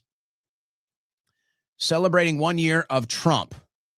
This is a celebration. We're giving money to illegal aliens. DHS now offering $2,600 stipend via the CBP Home app for illegal aliens to leave now. You know what? When you first kind of got started on this and you were looking for ways to get people to self-deport and ease some of the stress on ICE, and the number wasn't this large. I forget what the number was, but it wasn't this large. And they kind of crunched the numbers and they said, well, it's going to cost us X amount to do it ourselves. If we pay them to self-deport, it'll actually save us money. And it was like, okay, in the beginning phases of this, it's like, all right, give it a go. Let's see how it works. Now, no, I'm done now. There's too many Americans living paycheck to paycheck. There's too many Americans in debt. The economy's not good. $2,600. DHS, $2,600 for illegal aliens to leave. This is outrageous now. This is offensive now. To me, it's like if you didn't take the first offer to self-deport, if you didn't take the cash offer to self-deport in, let's say, the first year, since we're a year in, let's say the first year, if you didn't take that cash offer in the first year to self-deport, deal's up. Sorry, deal's up. Money's no longer available for you. You're done. Now we're just going to have to deport you the hard way. Instead, they're raising the price. Now, what does this say to these illegal aliens that maybe are considering this or maybe following this? Hey, if I just wait another month, if I just wait another 6 months, 8 months, the money will be more. This is offensive. This is offensive that they're offering this money to illegal aliens to get them to leave. Deal is up. It shouldn't be we're raising the price. It should be the deal is up. Now we're going to do it the hard way. You had the opportunity to take the money and go about this the easy way. And if you didn't take it by now, sorry, deal's up. This is outrageous to me. And it's very offensive, I think, to Americans that are struggling to get by. With 2,600 could put them above water for the first time in months. So I don't like that. Another policy announcement from the Trump administration. This was before he left Davos in that 2-hour press conference he did yesterday. Another policy shift, and they've been waffling. They've been flip-flopping all over on this thing. Who are we deporting? Who are we not? Let's see. Many countries opened up their prisons and dropped them into the United States. Those are the people who are getting out. And we have a lot of heart. They said, you got to lighten up on this. We have a lot of heart for people. They came in illegally, but they're good people, and they're working now on farms, and they're working in luncheonettes and hotels and all. And we're looking to get the criminals out right now, the criminals. And I think it's very important. I mean, every once in a while you see a story, we take somebody. He should be out because they came in illegally. So in theory, they should be. But we're focused on the murderers, the drug dealers, the mentally insane. We have a lot of mentally insane killers. I mean, you can't even talk to them. It'd be nice if you could have a little reason, but you can't even reason. These are seriously ill people. You have a couple of countries where they were loaded up. Their mental institutions and insane asylums were loaded to the gills. They couldn't get. They're empty now, but they're filling up because we're bringing them all back. We know where they came from, and every country accepts them. You know, under Biden, they wouldn't say. They had so little respect that they'd bring them there, and they wouldn't take them. They said, "Get the hell out of here." They would be bringing a plane in to land in a country. So, again, they've kind of been back and forth on this, but the translation here is that we're not deporting all the illegals. And it's a little unclear about how they're measuring who gets to stay and who doesn't, but, just kind of take what he says there. All right, if you're here working in the service industry, on farms, whatever, they don't want to deport you. And I think there's two approaches to this. A lot of people in the Trump base, MAGA movement, are saying, no, we have zero tolerance. Zero tolerance for illegal aliens. Deport them all. Hard to argue with that. Hard to argue with that. You break the law in this country, there's no reprieve for you. You break the law in this country, you can't say, oh, but I got to be at work tomorrow. You get pulled over, drunk driving, whatever. They're going to throw you in the drunk tank for a night. You're going to be there until you can get released the next day. You're going to miss work or whatever. No, they don't care. You're going to jail. You're going to jail. You commit a crime, whatever. You're like, oh, I got to pick up my kids tomorrow. It's my day with the kids. I got to pick up. They don't care. You're going to jail. There's no reprieve for an American that breaks the law. Why does an illegal alien get reprieve if they break the law? It's tough to argue that.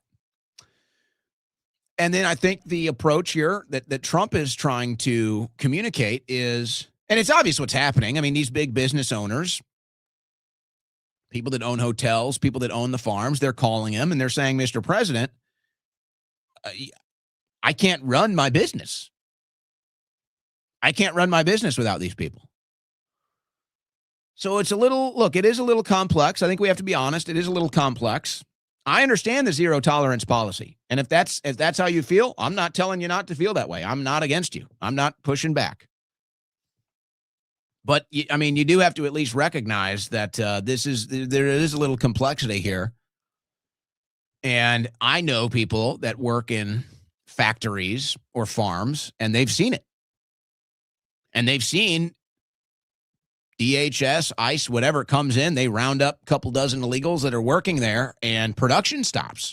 It's a real thing. It does happen. So you say, well, is there no available replacements? Well, it takes time. Maybe there aren't. I don't know. It's a process. You got to hire people. You got to go through that process. Maybe you even say, hey, well, wait a second. Why aren't we punishing people that hire illegal aliens? How can we have tolerance for somebody that's hiring illegal aliens instead of Americans? Now, the data shows that hiring in America, it was at an all-time high with foreigners when Joe Biden was in office. The hiring of foreigners was actually more foreigners were being hired than Americans. So the Trump administration has flipped that. The hiring of foreigners is basically going down. It's plummeting, and the hiring Americans is up. The data does show that. This one is contested. This one is angering a lot of people on America First. They don't like this. They don't like the flip-flopping. They don't like that illegal aliens can break the law and get away with it when Americans can't. It's totally understandable. There's no arguing with that logic. But then, the Trump administration is trying to communicate. It's like, hey, look, services are going to stop. Production is going to stop. And so I guess the response then has to be either, okay, fine, let them stay and find a path to make it legal for them to be here. Or, too bad. Too bad. And if all things are fair and equal, too bad is the policy. Too bad is the policy. Because Americans, you break the law as an American, there's no excuses for you. You're getting punished. You're going through the process. You don't get a reprieve for whatever excuse. No. So illegal aliens shouldn't either. So I don't know. If you're trying to find a balance here, I think that you do have to detain them. I think you do have to detain them. And for the companies that hired illegal aliens, you just got to say, you did this. You relied on illegal work, so now you're going to have to pay the price. And maybe we'll even let that slide. Probably shouldn't even let that slide, honestly. They should probably be punished too. But they might say, we'll let that slide, but you're going to have to figure out how to deal with it. We're detaining them. And maybe they pay fines, and maybe you try to work out a system that they can come and work here legally on a visa and pay taxes like everybody else.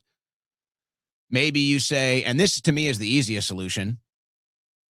If you're a foreigner working in America and you send money overseas, you send money to your home country, we're taxing that 80%. We're taxing that 80%. And I bet that you want people to self-deport, there's your self-deportation mechanism right there. Don't cut them a check. Don't cut them a check. Tax them on the money they're sending into their home country.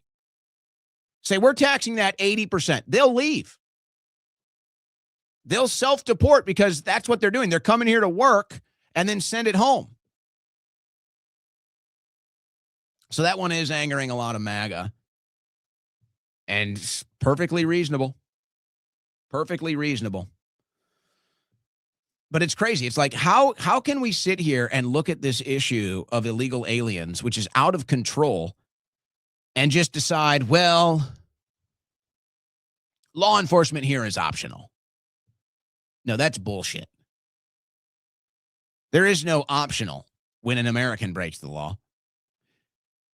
And here's your proof. Because we got a story on tariffs coming up. Here's your proof.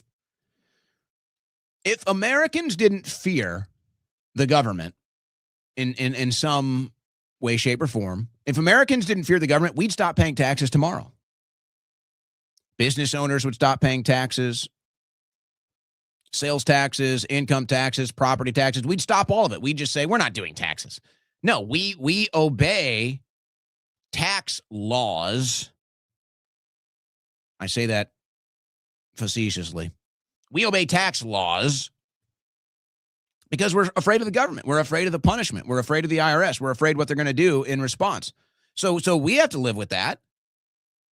Non-citizens, illegal aliens, they shouldn't get a reprieve on that. No.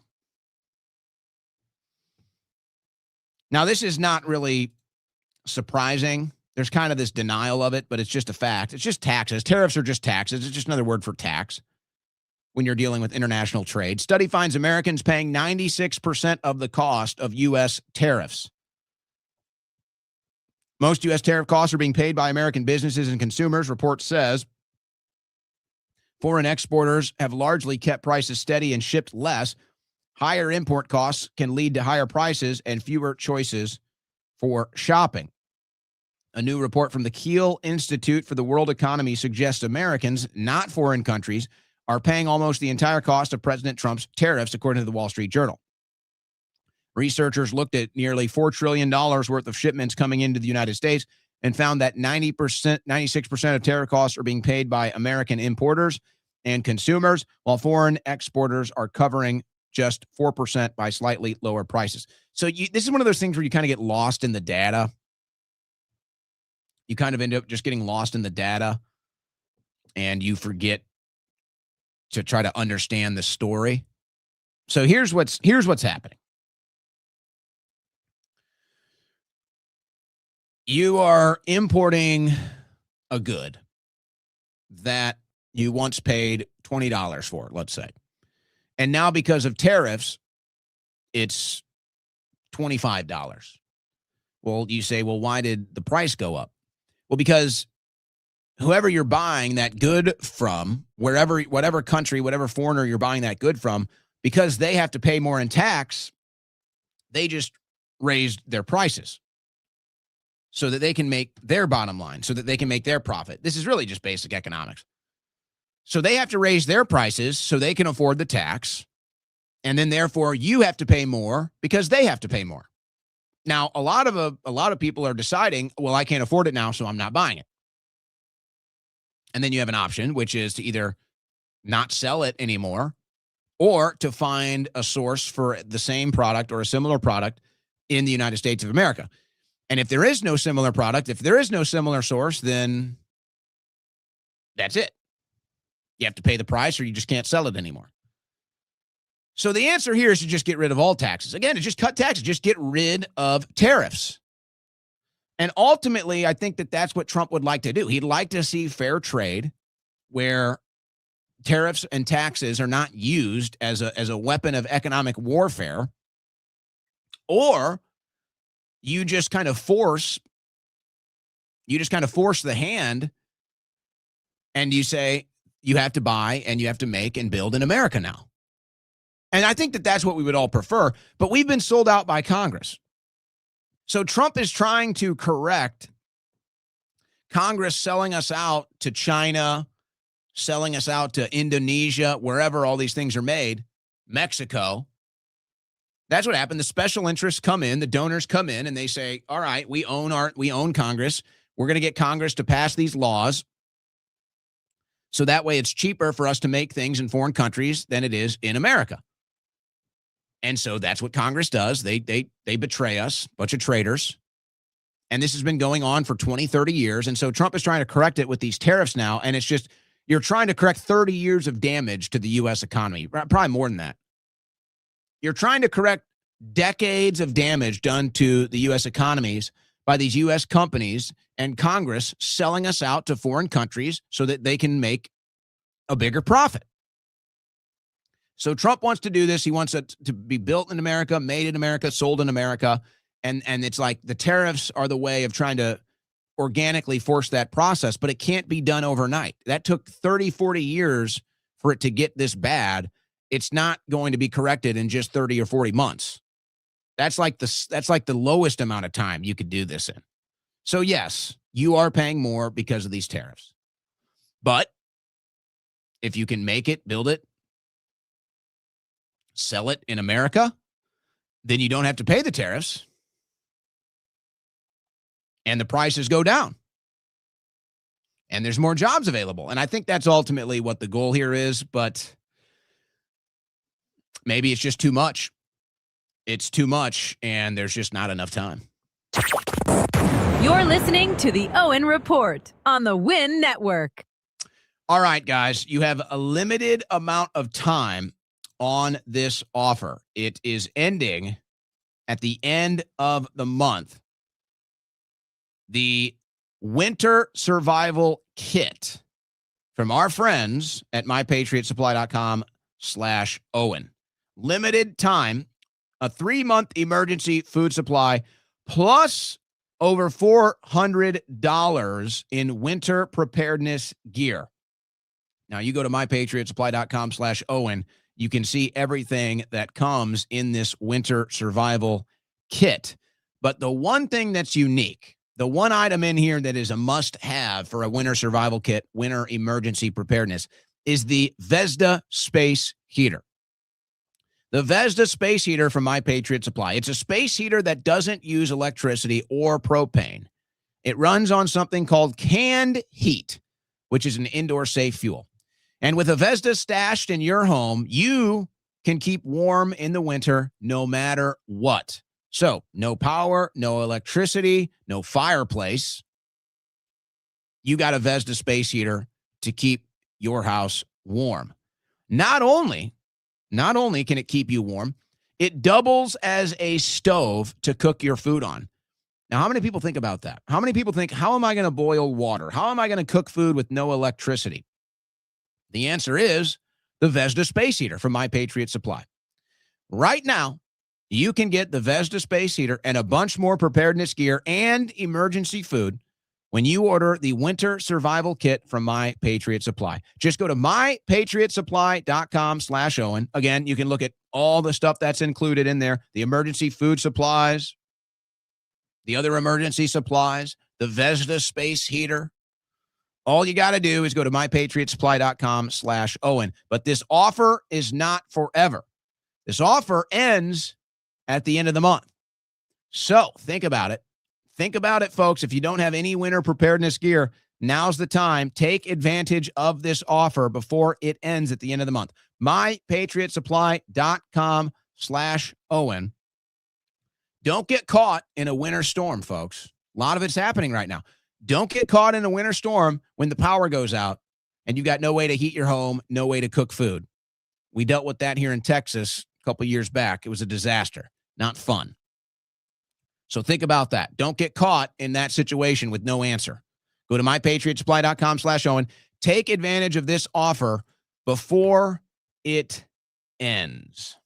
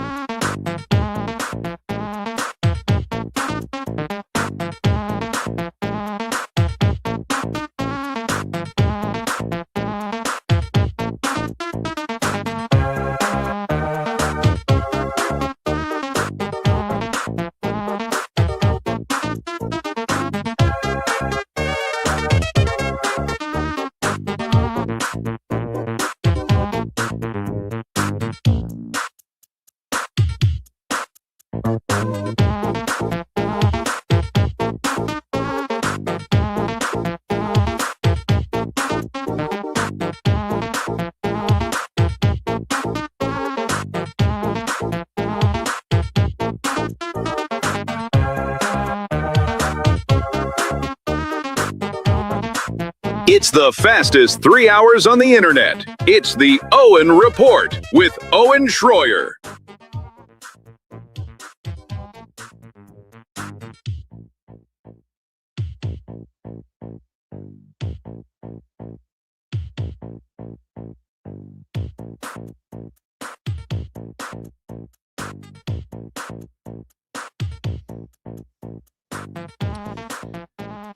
All right, third and final hour of today's transmission is upon us.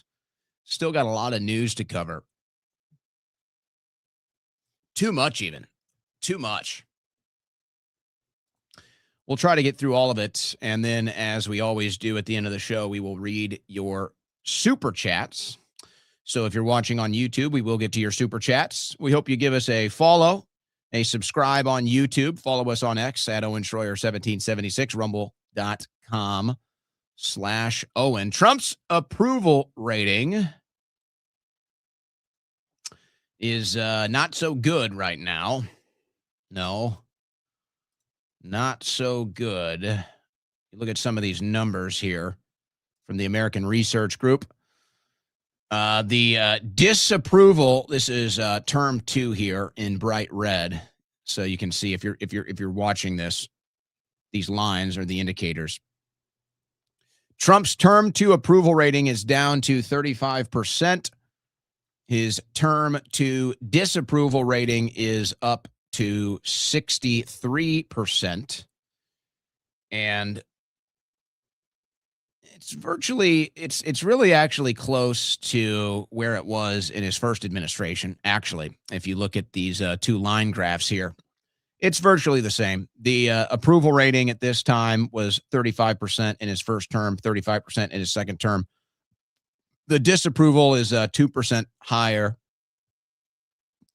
this term than his first term.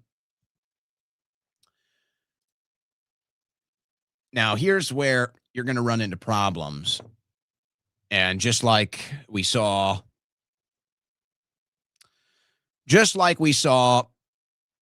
in the first administration, in the midterms, the Republicans lost. And so that's why these numbers are not good, especially when you look at it on a race-by-race basis for the Senate and the House, but the Senate. These are the numbers in The Economist. Georgia, Trump's approval rating down. We'll round up like you're taught in math. Georgia, Trump's approval rating is down 19%. Maine, down 18%. Texas, down 17%. Michigan, down 16%. North Carolina, down 14%. Ohio, down 9%. Iowa, down 9%. Florida, down 8%. South Carolina, down 7%. Mississippi, down 7%. Alaska, down 7%. Keep Alaska in mind. Louisiana, down 5%. Nebraska, down 2%. All of these states have Senate elections this year. Now, the determination when we're looking at these races was the House was going to be really in the balance. And the odds were, and still are, that the House is going to flip. The House is going to flip and the Democrats are going to get the majority in the House. So those are where the odds stand. If anything, the odds are increasing for the Democrats. The Senate looked a little safer. The Senate looked a little safer for Republicans because a lot of these races, red states, a lot of these states, they just vote red, they vote Republican. So the Senate seats, it didn't look like it was going to be a big issue. Some of these numbers coming in, folks, are starting to get alarming. And now the Senate hangs in the balance. So nobody really thought the Senate was going to be an issue for Trump's second term after the midterms. Nobody really looked at the Senate as a big issue. The House was where the concern was. Now, all of a sudden, the Senate is a concern. And when you start to look at Georgia and Maine, And Michigan, that's a little concerning. Now, I'm not so sure I'm concerned about any other states at this time. But, I mean, folks, they rigged these elections so bad, and I don't think the proper measurements have been taken. Now, I guess we'll probably have people say, oh, they're setting them up for the steal. They're going to catch them this time. Well, we'll deal with that if it happens. Taking things at face value, this is not good. Georgia, Maine, Michigan, these are not good. And there's one state that is really interesting now that could end up determining the balance of the Senate. And that state is Alaska. And the polls and the numbers are starting to show that a Democrat could win in Alaska. A Democrat now favored to win in Alaska. Folks, the last two Democrat victories in a Senate race in Alaska, the last two, 2008, that was the most recent one, David Begich. And then 1974. So we're talking about 50 years of elections. 50 years of Senate races in Alaska, and the Democrats have only won twice. And now it looks like they could win in this midterm and flip a seat. Now, I know people are saying, hey, well, what's the difference? You know, you look at Susan Collins, you look at Lisa Murkowski, they barely vote Republican. They're really Democrats. They're what we would call rhinos.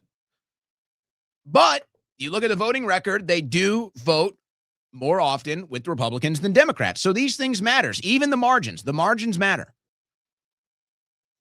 You know, a Democrat wins these states, they're not voting with Republicans once. They're not going to vote with Republicans once.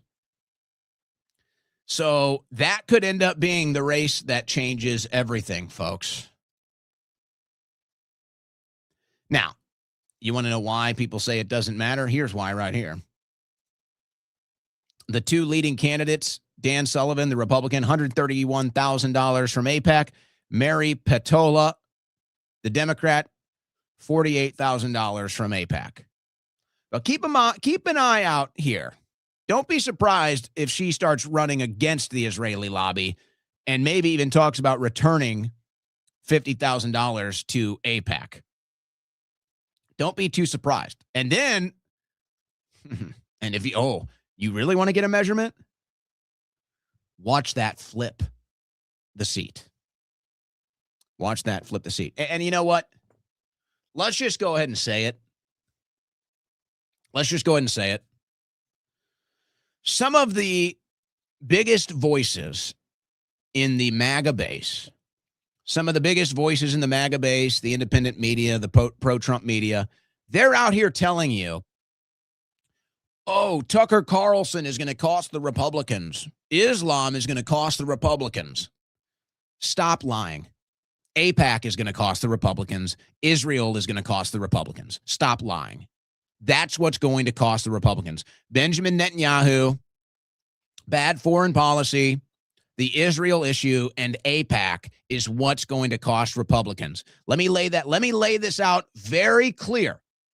Let me state this very loud and clear for the liars and the propagandists and the foreign agents that are operating right now inside the Republican Party. What will cost the Republicans the midterms is Israel, Benjamin Netanyahu, bad foreign policy, and AIPAC. It has nothing to do with the Muslim Brotherhood.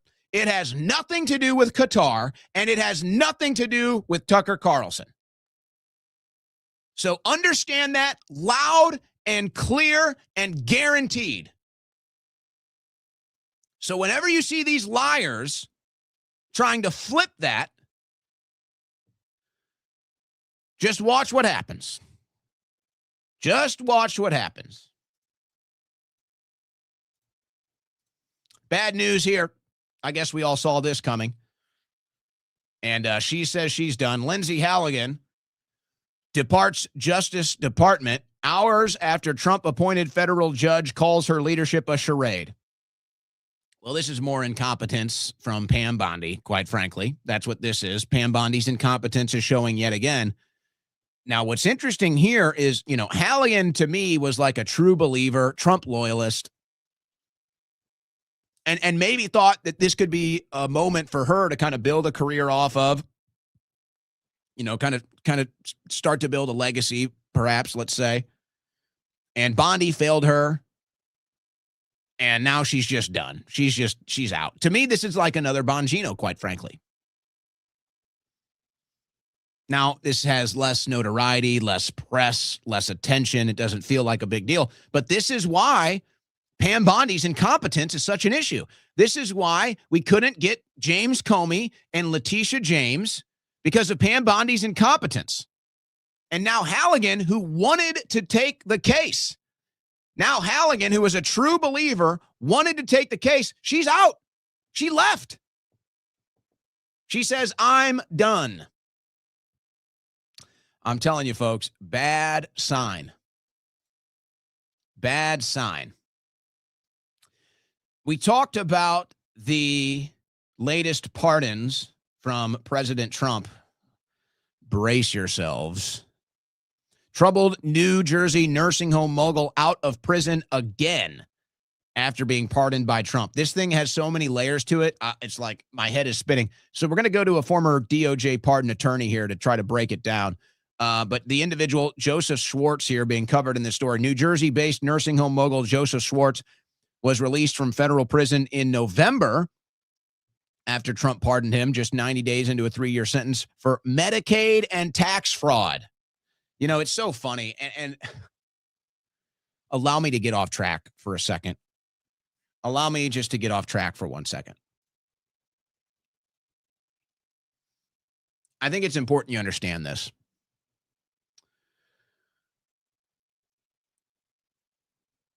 Today, Nick Shirley, he was invited up to Congress to testify on fraud. Nick Shirley broke the big, went viral for the big Minnesota fraud story. It was already a story. It's been a story since 2014, but okay. Nick Shirley, he's technically breaking it.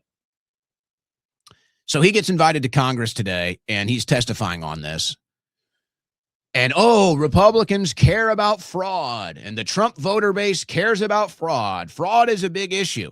Folks, Trump has released literally dozens of fraudsters from prison. He has pardoned dozens of fraudsters. We're talking billions of dollars in fraud. Billions. Some of the biggest fraudsters out there, Trump has pardoned billions of dollars.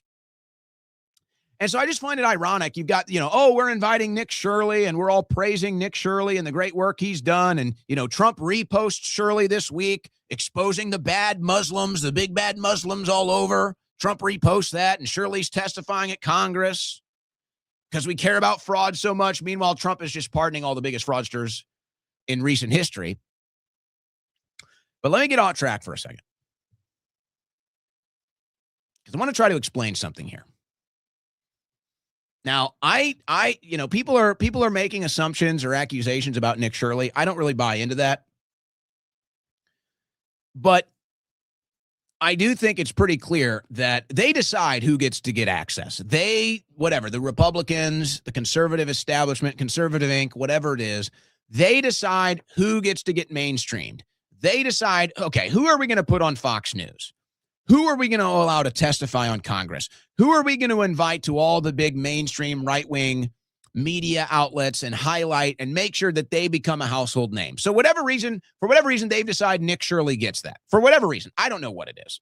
I don't think Nick Shirley is a bad guy. I don't think he's part of anything like that. I think Nick Shirley is doing his own thing organically, and the powers that be have just decided he gets to get mainstreamed. And the big Minnesota fraud story that was a decade old, that's what they used to propel him to get mainstreamed. Now he's the household name. Now he's testifying. Now he's on Fox News. Now he gets all the big scoops. So again, I don't have anything against Nick. I don't think he's a part of anything bad, but we all know how it operates. And I'll say it like this. And everybody knows about the Alex Jones, Owen Schroyer drama, whatever. Okay. You have never seen Alex ever get invited to anything like this. Ever. And there's a reason for that, guys. There's a reason for that. And I think it carries even more weight for me to say that, quite frankly. Okay? You've never seen Owen Schroyer get mainstreamed. I'm not going to sit here and talk about my resume. I'm not going to sit here and talk about everything I've done independently in the media or while I was working for InfoWars. I'm not going to talk about all that. I don't need to. Most of you probably already know that. I've never been mainstreamed. I don't get invited to Fox News studios. I don't get invited to all the big podcasts. I don't get invited to testify. Nobody talks about all the assaults in my prison time. I don't get that. Because I can't be controlled, and they know it. Because I am very... I want to say this humbly. I'm too smart for that. I'm too smart. I'm too smart. I'm too passionate. I'm too charismatic. And they know I can't be controlled. They know it. I'm a wild card. So I will never get mainstreamed. I will never get that access. Now, I'm not complaining for my sake like I want it. I'm complaining because it shows you the different mechanisms of control and who gets mainstreamed, who gets pushed, who gets access, and who doesn't. And so it'll never be me. And it's quite obvious why. So you just need to understand how this stuff works, folks. You just need to understand how this stuff works. They measure all of this. It's all very measured about who's going to get to rise. Who's going to get to rise in the ranks of right-wing media, the conservative establishment, the Republican Party. They get to decide. And it'll never be me. Never. But hey, Nick Shirley goes from what, where, to the biggest independent media guy in America now. And he's in Congress, and he's on Fox News, and he's in studio, and he's mainstreamed, and he's on all the big podcasts. It's a process. It's a selective process, folks. And I want to be clear. I'm not saying anything bad about Nick. I don't think he is a bad actor. I don't think he's controlled opposition like that. I think he's a good guy. He's a young guy. I think he does good work. I think he's probably one of us. Maybe a different approach, maybe a different understanding, maybe different issues, whatever. So I just want to be very clear. I like Nick. I think he does good work. I think he's a good American. I think he's one of us. But clearly there's a reason why he goes from here to here. Clearly. And so you can only look at the surrounding circumstances and reach your own conclusions. And by the way, Nick was out there today with Stuart Rhodes and Ivan Raiklin, who are great American patriots. I bet those were interesting conversations. So, to get back to the point, hey, Nick Shirley blows the Somali fraud story to new levels. He takes the story, he takes the fraud, it's been around for 10 years, and now he makes it the biggest story. And again, he doesn't have control over this. He's just out here doing his work, and then boom, there it is. And now boom, here he is. But okay, so back to the story. So we all care about fraud. As Trump continues to pardon the biggest fraudsters in modern American history, and nobody's talking about it. Like, we're just not going to notice this blatant hypocrisy. So here's a former DOJ pardon attorney talking about the Joseph Schwartz case. Here it is. Hey, everybody. Donald Trump's latest pardon is going to blow your mind. I'm Liz Oyer, the former pardon attorney for the Department of Justice. This is Joseph Schwartz. He owned a nursing home empire called Skyline with facilities in 11 states. Schwartz stole $38 million from the paychecks of his employees, money that was supposed to cover their health care and retirement benefits. Schwartz pleaded guilty to tax fraud, and in April of this year, he was sentenced to 3 years in prison. But last week, Donald Trump granted him a full pardon after he served just 3 months of his sentence. This is a strange pardon even for Trump, because back in April, Trump's handpicked U.S. attorney, Alina Habba, issued a press release publicly thanking all of the agents and investigators who helped put Schwartz in prison. So why did Schwartz get a pardon? Trump hasn't told us, but here's what we know. Earlier this year, Schwartz paid 2 lobbyists $960,000 to seek a pardon for him. We know that because the lobbyists filed this disclosure form, which is required by law. So who are these lobbyists? Their names are Jack Berkman and Jacob Wohl. They are far-right conspiracy theorists and convicted felons. They're known for elaborate scams, including several failed attempts to frame public figures for phony sexual assaults. During the 2020 presidential election, Berkman and Wohl ran a voter intimidation campaign targeting Black communities.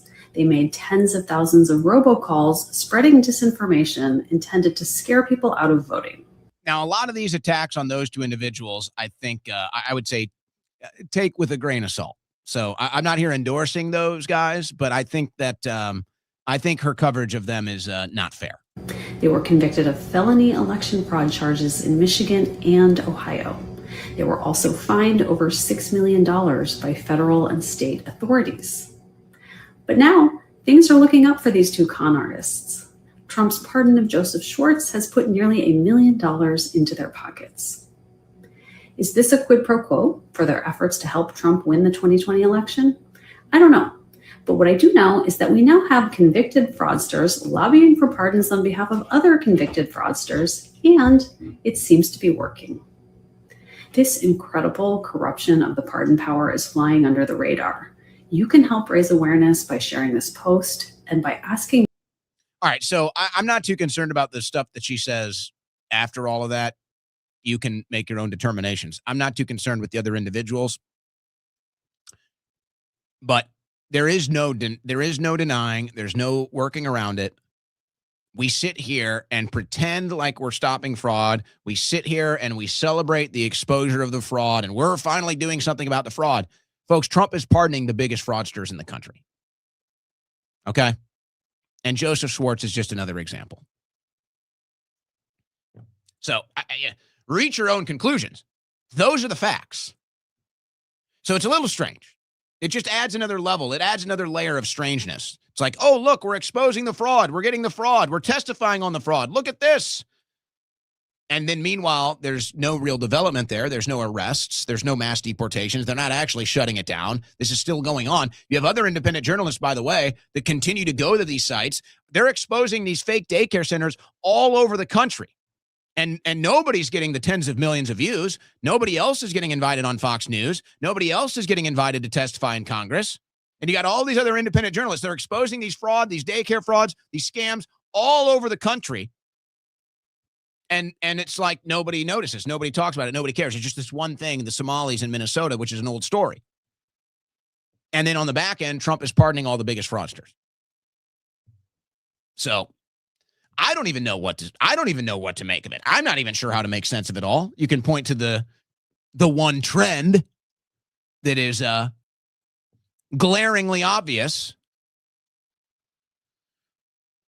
but it's just the layers of weirdness on this deal with the fraud. Now, you may remember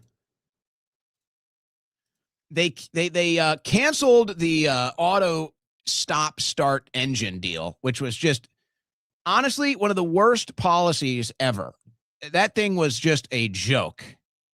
One of the most obnoxious and useless policies ever was the auto start stop engine, and not good for your engine or the environment. Well, now there's a new one that Congress is proposing, highlighted by Thomas Massie, who's trying to stop it.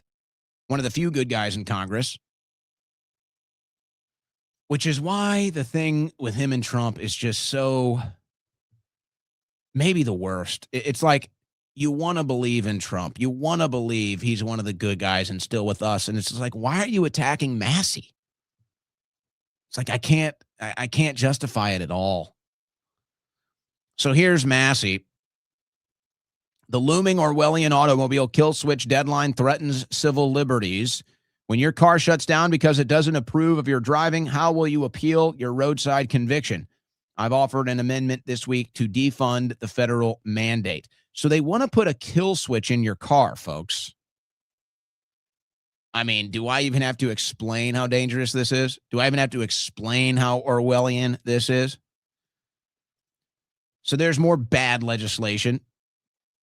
Rand Paul, the new 1,059-page minibus bill just dropped. Guess what's buried inside? $5 billion in welfare programs for refugees. This is on top of the last expenditure where they just gave what was another $3 billion to Israel, and then another like $900 million in foreign aid. It's crazy. Rand Paul continues. After the staggering level of welfare fraud exposed in Minnesota, why on earth would any Republican vote to fund more refugee welfare programs? This is D.C. insanity at its finest. We need to send a message loud and clear. Call your senators and tell them to vote no on this reckless spending spree. It really is crazy, isn't it? And this is the part of the swamp that Trump is no doubt a part of now. No doubt. And if you want to try to reason with it and say, hey, the money's fake anyway, we might as well spend it. Everybody else does it. All right, well, okay, you can reason with it. Perhaps it's fair. But this is just outrageous. The welfare, the foreign aid, it's outrageous. And, you know, in the past, somebody like Thomas Massie or Rand Paul really didn't have a chance to win a presidential election. But now it's like, because Americans are more aware about policy decisions, because Americans, I think, are more informed about how corrupt Congress is and D.C. is, now a Rand Paul, who's, you know, he's kind of bland, he's kind of stale. It's hard. It's hard when you're on a stage in the limelight to not be sharp and charismatic and edgy and win an election. It's like you kind of need that. But now that people are really into the political wonk of it and the policy measures, you know, now it's like a Massie and a Rand Paul can all of a sudden start to move and shake a little bit more. It'll be interesting to see how it all goes down. So apparently there's some problems with Barry Weiss at CBS. People are complaining, and take it all with a grain of salt. Because whenever there's leadership change like this, you know, people are always going to complain. But there's a big misunderstanding. So, you know, I think I have the Variety story here talking about the issues with Barry Weiss. Total dysfunction, according to the Variety story. I think oh, you know what? I lost it. Well, I'll just tell you as we're nearing the end of the show. So Variety has this story about how it's total dysfunction. The employees are in disarray. They're confused. They don't know what's going on. It's just like total chaos. There's no answers. There's no direction. There's no leadership. And it's like, well, yeah, don't you get it? Barry Weiss was not put in there to run CBS. Barry Weiss wasn't inserted into this role for $150 million to be a good administrator, to be good management, and to try to just have a strong process of redirecting the news. Barry Weiss was put in charge to be a sock puppet for Israel. Barry Weiss was put in charge of CBS with Larry Ellison to be a sock puppet for Netanyahu in Israel. That's her entire purpose. So yeah, oh, it's dysfunctional. Oh, there's no direction. We don't know what's going on. It's total chaos. Doesn't matter. None of that matters. All that matters is as long as the news is positive for Netanyahu and Israel. That's all that matters. And as long as Barry Weiss is there making sure that that is what's happening, then she's doing her job. So now you understand. Now you understand. All right, this was a new one to me. I saw this. I don't follow the NBA enough to know about this guy. I didn't even bother looking into if this is really a consequential player or not. But in this story, The Athletic, they build this guy up like he's a big name. I've never heard of him.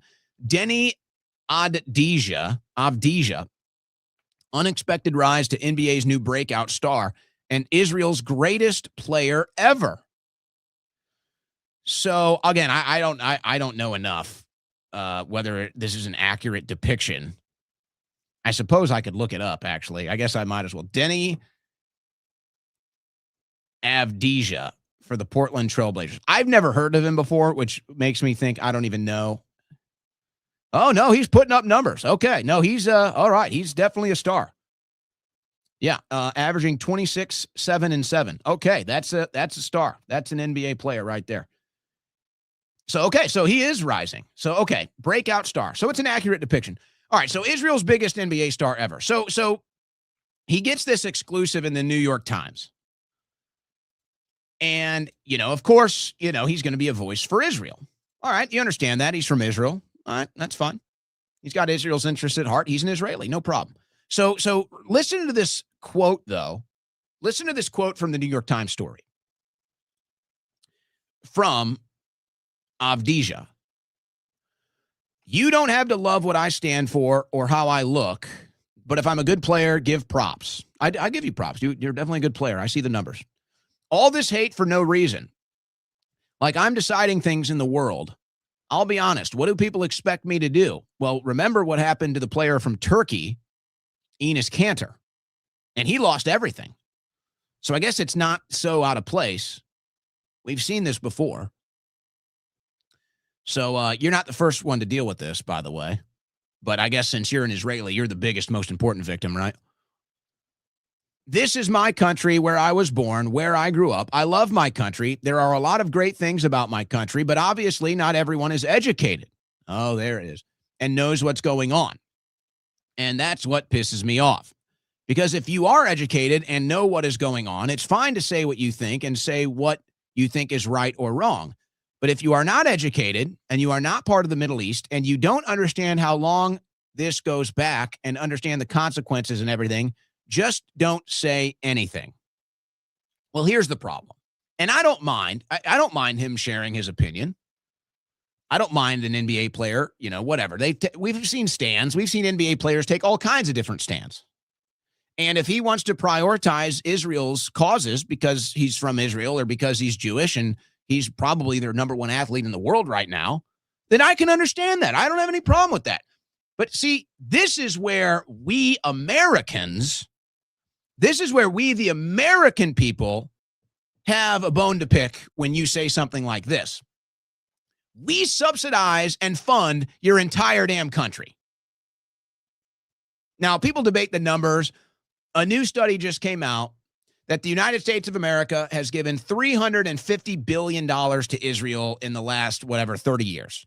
So some people say it's more, some people say it's less. This independent research tried to find every single dollar that went to Israel, just dollars, just money. So we're not talking about, just military actions or aid and value in that. We're talking about just straight money. $350 billion the United States has given to Israel. So I'm sorry, Avdija.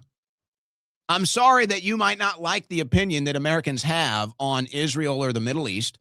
And I can understand why you feel like, hey, we don't want to hear from you. You don't live here. Okay, stop taking our money. It's really that simple. So until Israel stops using my military for its purposes, until Israel stops taking hundreds of billions of dollars from the United States taxpayer, we're not going to shut up. Okay? So if Israel and Israeli Jews want Americans to shut up about Israel and the Middle East, then stop taking our money, stop lobbying our Congress, stop influencing our foreign policy, stop sending Netanyahu to lecture us every year. So you stay out of our business, we'll stay out of yours. How about that? Does that sound fair? Does that sound fair? Oh, no. You want to keep taking our money, though, don't you? You want to keep using our military and our technology to protect your country and your interest. You want to have the Israeli lobby buying our Congress, both sides of the aisle. But then when we have something to say, you want us to shut up. Sorry, not going to work that way. So it's very simple. In my opinion, it's very simple. And people can have geopolitical opinions and opinions on war and all of that stuff. If you want Americans to get out of Israel's business in the Middle East, it's very simple. Get out of our business. If you want Americans to stop talking about Israel, if you want Americans to stop sharing their opinion on Israel and its interests in the Middle East, it's very simple. Leave us alone. Stop taking our money. Stop using our military. Stop buying our Congress. Stop manipulating our media. It's very simple. You stay out of our business, we'll stay out of yours. How about that for a mutual agreement? And in fairness, I bet you he would probably agree. I bet you he would probably say that that's fair. But he didn't say that in the story, and they always leave that out. It's always, oh, shut up, stupid American. Shut up, ignorant American. You don't know anything. You don't know anything about the Middle East. You don't know anything about the history. You don't get to talk about this. Oh, you know what? Actually, I do. I know a lot about it. I know that my country have had to spend massive amounts of blood and treasure in the Middle East because of your interests. And I know that America, with mostly Russia, defeated the Nazis that led to the creation of Israel. Okay? So no, you don't get to tell Americans what they can and can't say about the Middle East when you're taking our money and when we're spilling our blood and treasure for decades in that region in your interest. I'm not sure what Israel's fate is even today without the United States of America. We just bombed Iran for you. We just gave you more military aid and money. So, oh, don't you love that? Don't you love that? Yeah, oh, Israel, oh, we're going to take your money. We're going to take your money. We're going to take your military. We're going to take your technology, but you can hold your opinion. Ha! Ha! What kind of entitled, arrogant, punk attitude is that? So it's very simple. If you don't want Americans in your business, then stay out of ours. It's very simple. And you can do whatever you want in the Middle East, and you can deal with whatever you do in the Middle East, and we'll stay out of it.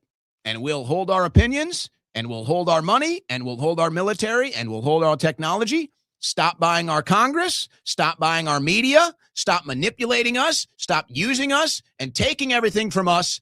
And you can do whatever you want, and we'll hold our opinion. But until that day comes, we'll continue to say what we want. How about that? All fair? All good?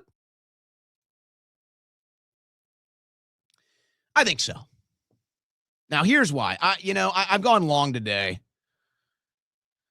but let's try to speed through this. This is why Americans are sick of Israel. Right here. This is why Americans are sick of Israel, and this is why Americans are sharing their opinion on Israel, because we have to pay for this garbage. And these warmongers own our Congress, and now they're buying up our media and censoring our media. Here we go. Widespread invasions, abductions, and demolitions in the West Bank. A total violation of the peace deal and the ceasefire. Total violation. Hebron under attack. Israeli occupation escalates. Assault as arrest campaigns spread across the West Bank. They're literally conquering the West Bank. Weren't supposed to do it. Part of the deal. They're doing it anyway. Here's some of the footage. So at least, I guess you could say, for the most part, at least Israel has stopped the outright bombing. So now Israel is sending in actually demolition crews to tear apart whatever's remaining. And that's what you're seeing on the screen here. So there are no more, the entire infrastructure, crews, whatever, that's all gone. Israel blew it all up. So now Israel is sending in demolition crews backed by the IDF, and they're literally just tearing whatever is left. The West Bank, Gaza, all of it. This is a nice area, too. These are nice homes. They're just tearing it all down. Weren't supposed to do that. They're doing it. Oh, don't talk about it, American. Gaza ceasefire brings no relief as Israel bombings continue. Violation of the peace deal. This one is bad, folks. Hamas Health Ministry claims that the IDF strike in Gaza killed 11 people, including 3 journalists. The IDF corroborated that the strike occurred in the central Gaza Strip. Again, violation of the ceasefire. Saying it was Hamas terrorists operating a drone posed an immediate risk to soldiers. Well, it turns out it was journalists. And it turns out they were from Egypt. And I got video of this. Let me put this on screen. So this is the aftermath of the IDF that killed 11 people, including journalists from Egypt, is what the report here is. They were on the Egyptian Relief Committee, relief workers and journalists. It was their drone. And really, Israel knew that. The problem is the biggest weapon that Israel fears is a camera and the internet. The biggest weapon that Israel fears is the world seeing their actions. That's the biggest weapon that Israel feels. That's why they are banning media and trying to keep journalists out. So they killed 11 people. They killed journalists. They killed relief workers. And they basically admitted it, said, oh, well, it was a threat. Now, do you understand? Because they say, you never complain about the foreign aid to Egypt. Do you know why America gives foreign aid to Egypt? It's to buy them off because Egypt is sick of Israel too. So America just pays Egypt off so that they stay away from Israel. America is paying Egypt to stay out of Israel's business. And you guys, we'll see what comes of this. But it looks like Israel just killed Egyptians. And we'll see what happens. Is America going to have to pay another couple billion to Egypt? Is America going to have to offer an apology? Is Israel going to apologize? Let's see. Let's see if Egypt's patience starts to wear out.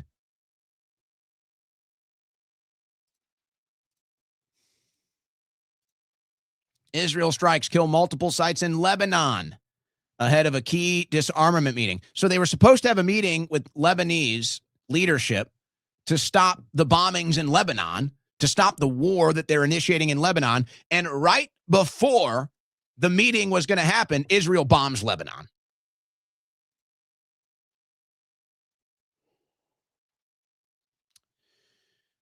There's protests, as you know. There's protests in Israel. There are a lot of anti-Netanyahu protests that happen in Israel all the time. And so a lot of the protesters now, a lot of these protests are being led by former IDF soldiers who actually saw what's going on in the Gaza Strip or were part of what's going on in the Gaza Strip. A lot of them are committing suicide, and they're now calling it out. Say they're whistleblowers, whatever you want to say. They have PTSD. They feel awful about what Israel has done over there. And so some of these former IDF soldiers that have PTSD, they're leading these anti-Israel, these anti-Netanyahu, anti-war protests in the streets. And now the pro-Netanyahu side on Israel, they're running them over with cars. Look at this. So here you have, these are protests in Israel against Netanyahu, against the IDF killing of all the Palestinians. It's led by former IDF soldiers that have PTSD because of it. And I guess, you know, the pro-Netanyahu side, the pro-death, the pro-war side in Israel, they're literally taking to their cars and just running them over. Just speeding through these crowds, running them over. By the way, are you hearing about any of this in the Western media? Are you hearing about any of this, folks? The answer is no. And why not? Why not? Man. Let me see if there's anything else I want to get to here.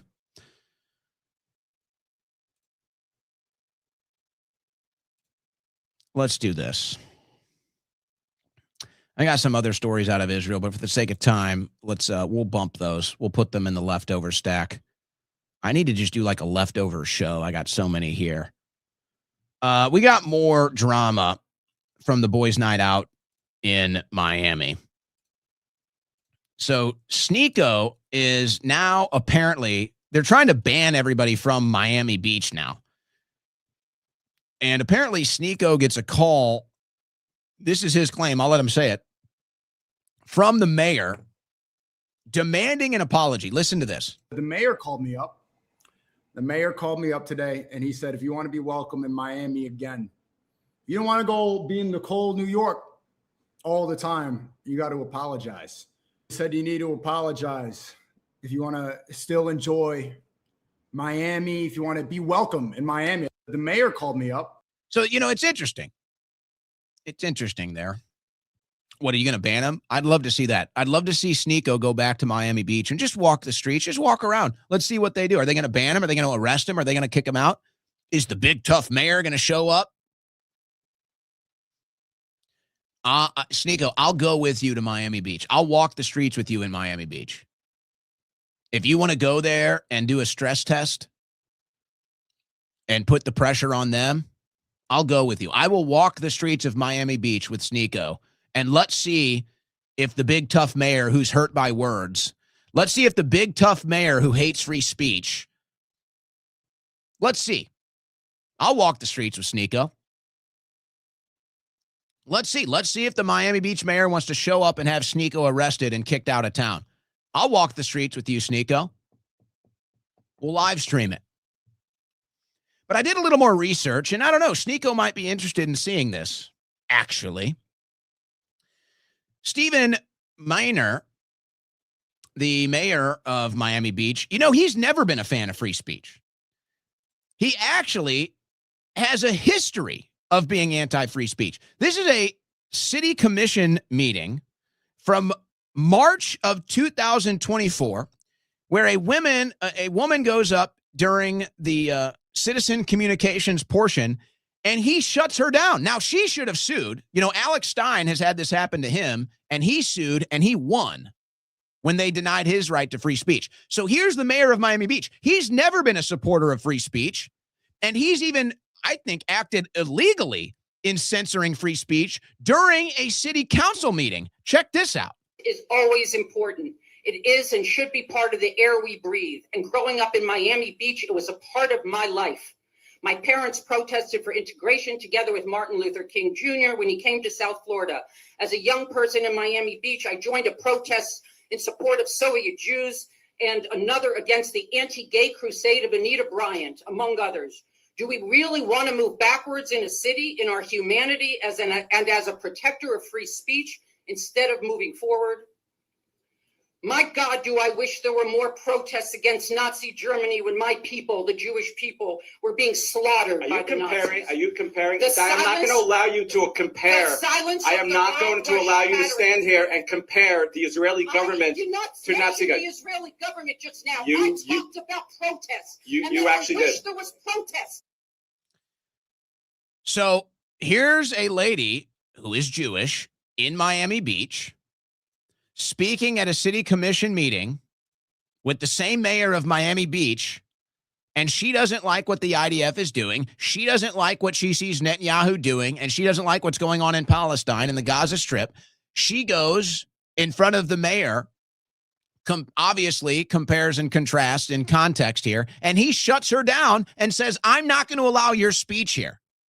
So this mayor has a history of being against free speech.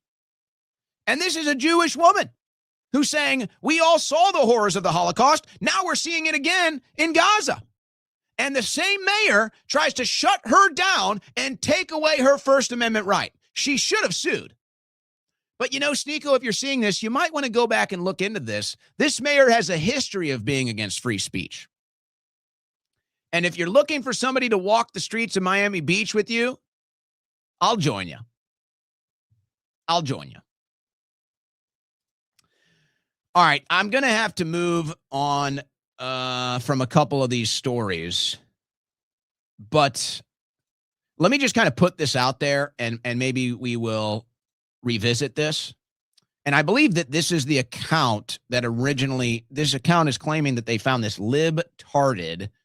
And then Stu Peters, I guess, went through libtard's research and found that how X is throttling and censoring and the algorithm and everything like that.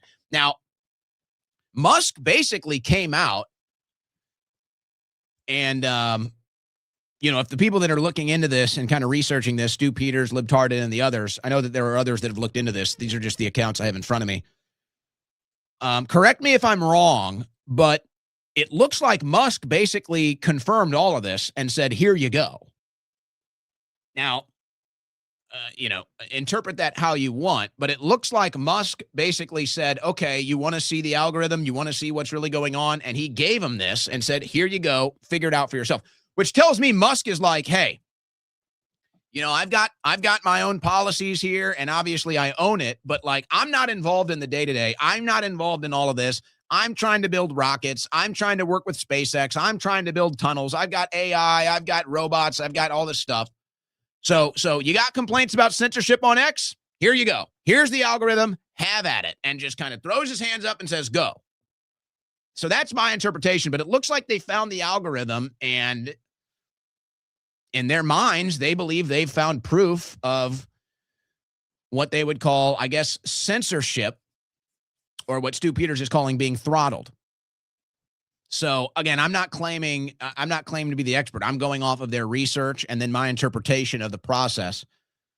But for the sake of time, we'll have to revisit that, and maybe some of the people involved can add a little context. Like I know this individual, and they follow me on X, so I could probably reach out to them, like Foundering here. So one of the things that they found was that when you get blocked, that hurts your algorithm. And so Foundering shares all these people that have blocked him. So that's why my reach has been nuked, because all these people have blocked him. So they found out that when you got like a, let's say, an X credit score, X social score, whatever, and apparently getting blocked hurts that, which, if you think about it, makes a lot more sense now. And who knows if Bongino knew this, or who knows if Dave Rubin knows this, or Mark Levin knows this, you know, all these Ben Shapiro, all these people that do the mass blocking, who knows if they know this. Now, since the IDF is now in there running the algorithm, since the IDF has their people in there running and managing the algorithm, maybe they did know this. Maybe they did know that, hey, if we mass block these people, that's basically our way of controlling the algorithm and making sure that they're censored and nobody sees their posts. So maybe that explains the mass blocking. Because I found out I was being blocked by these accounts like Dave Rubin and others. I've never even interacted with them. Okay, when Mark Levin blocked me, it was like, okay, I'd ratioed Mark Levin like 20 times into oblivion. Okay, that one made sense. But then I went and I looked at it, and there were all of these people that blocked me that I never even interacted with. Never. Not even one time. And I was like, well, this is weird. Well, maybe that's it. Maybe they knew. Maybe they got the intel, and they got a list, because, you know, they put me on lists. So they got the list. They said, here's all the people that talk about Israel in ways that we don't like. Here's the list. You need to go out and block them. So then they did, because they knew that the X algorithm responds to those blocks and censors those accounts. So now it makes sense. I'm like, why am I getting blocked by these accounts that I've never interacted with? I don't go to their page. I don't respond to anything. Nothing to do with them. And then I find out they're all blocking me, and now it makes sense. Oh, they got the list. I'm on the list. They got the list, and they were told, go block these people so we can censor them on X. Makes sense. I think we'll revisit that tomorrow. We've also got a Maria Carino Machado clip. This woman is just a freak. She looks like the damn Joker. I don't trust her at all. I don't like her. I don't trust her. And you know what? I don't think Trump does either, to be honest. We'll close with this. Pam Bondi was on Fox News last night. Yeah. Pam Bondi gave an exclusive to Fox News last night. A big exclusive. Pam Bondi back on Fox News. We're shocked. And she's in Minnesota making the arrest right now. Well, it's been 24 hours. No arrest that I know of. Kash Patel, also on Fox News last night with an exclusive on Sean Hannity. So no time to arrest any criminals, but plenty of time for Fox News, huh? Gotcha. Thank you. Good. Good. All right. Yeah, maybe we should all block Netanyahu. You don't even need to.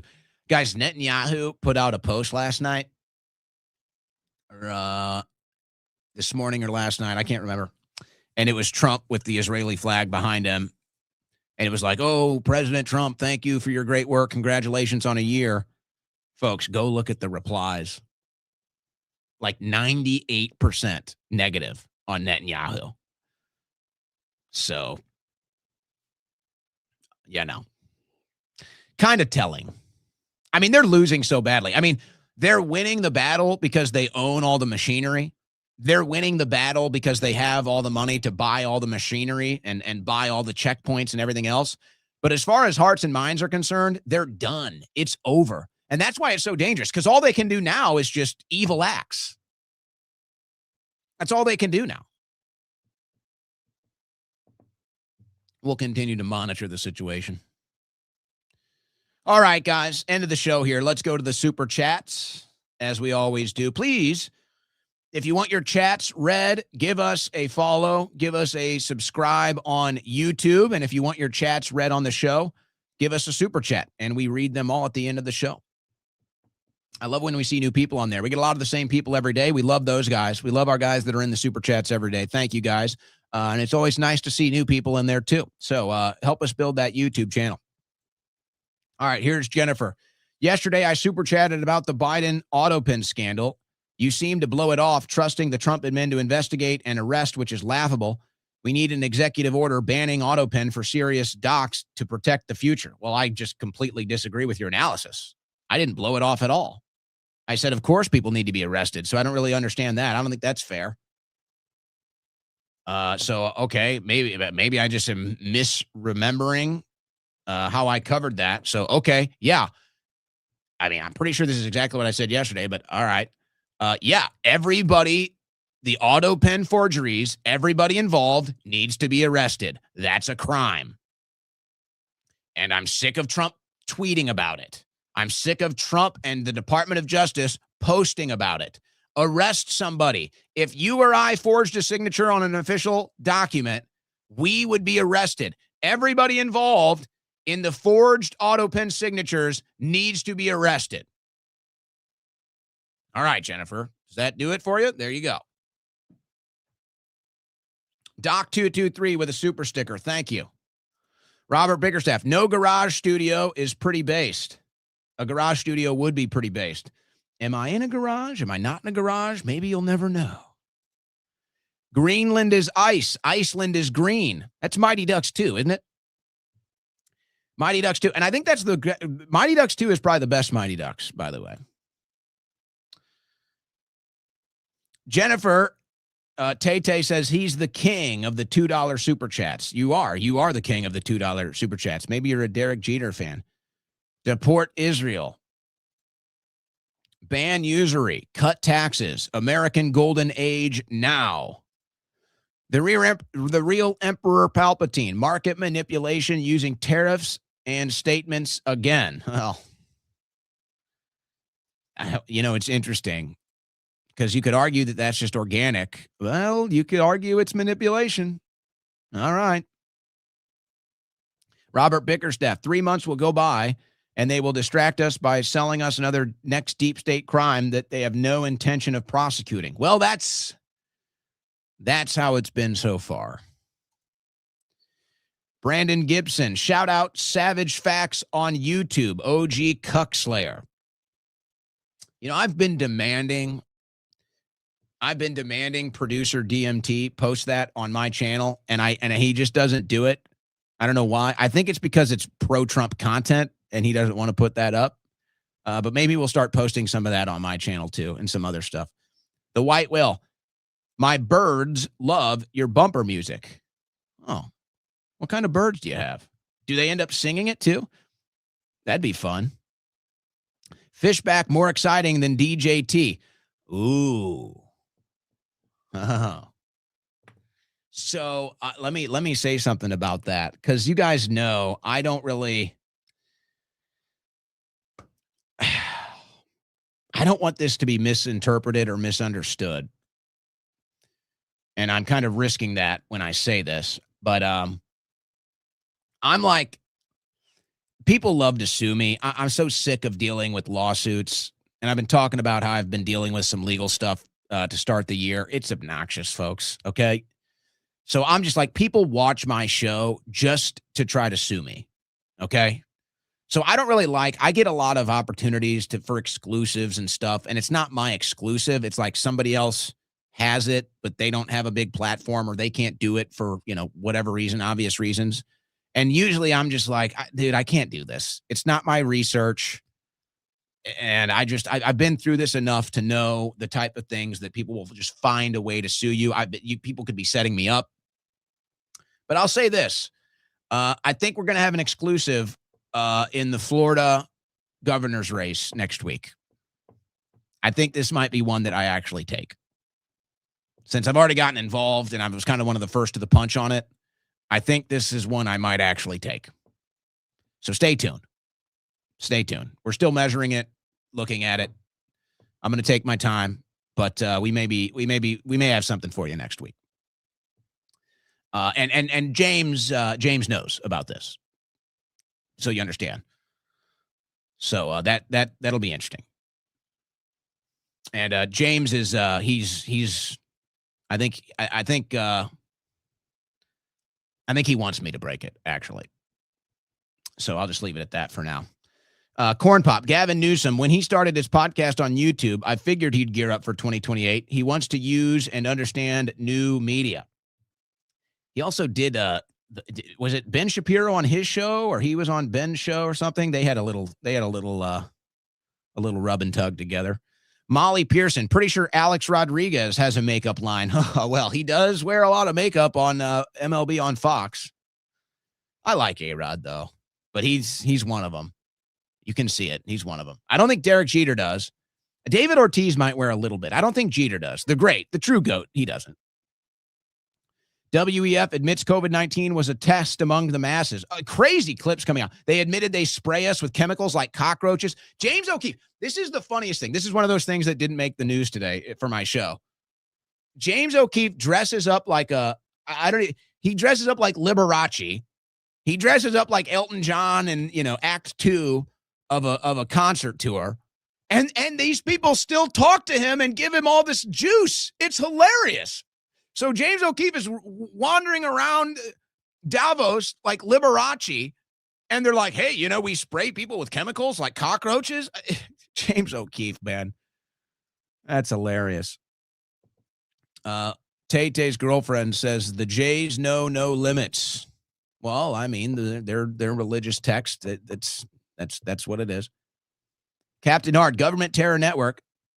If we got a peek behind the curtain, we will find that they are in cahoots, whether it's false flag, fraud, corruption, any and every thing, right and left, no hope for change. Well, you got to have some hope. It doesn't have to be in politics, but you got to have hope somewhere. Seems like a revolution is our only option at this point.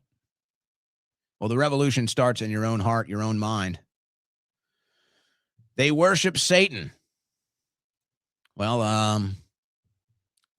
what do they call Netanyahu? What is that nickname? They worship Satan because to them, freedom means something else. It means freedom from consequence. Resistance to tyranny is obedience to God from positive nitrogen balance. Amen to that. That must have been during my rant, my freedom rant. They're lucky that we serve a forgiving Father. Yes. Somebody's luck is running out, though. Ken Rose, thumbs up. Thank you. No kings in Canada called no tyrants for this. Marina, today's show hitting the heart hard. The reality of where we sit and we are going. We must rise up in real protest soon. Like-minded community, strong, brave men, and caring, kind, resourceful women. It's really inevitable. The time is on our side. The problem is they're trying to lock us into the AI prison planet before we can have our freedom revolution. That's the race we're in. 1 of 1K.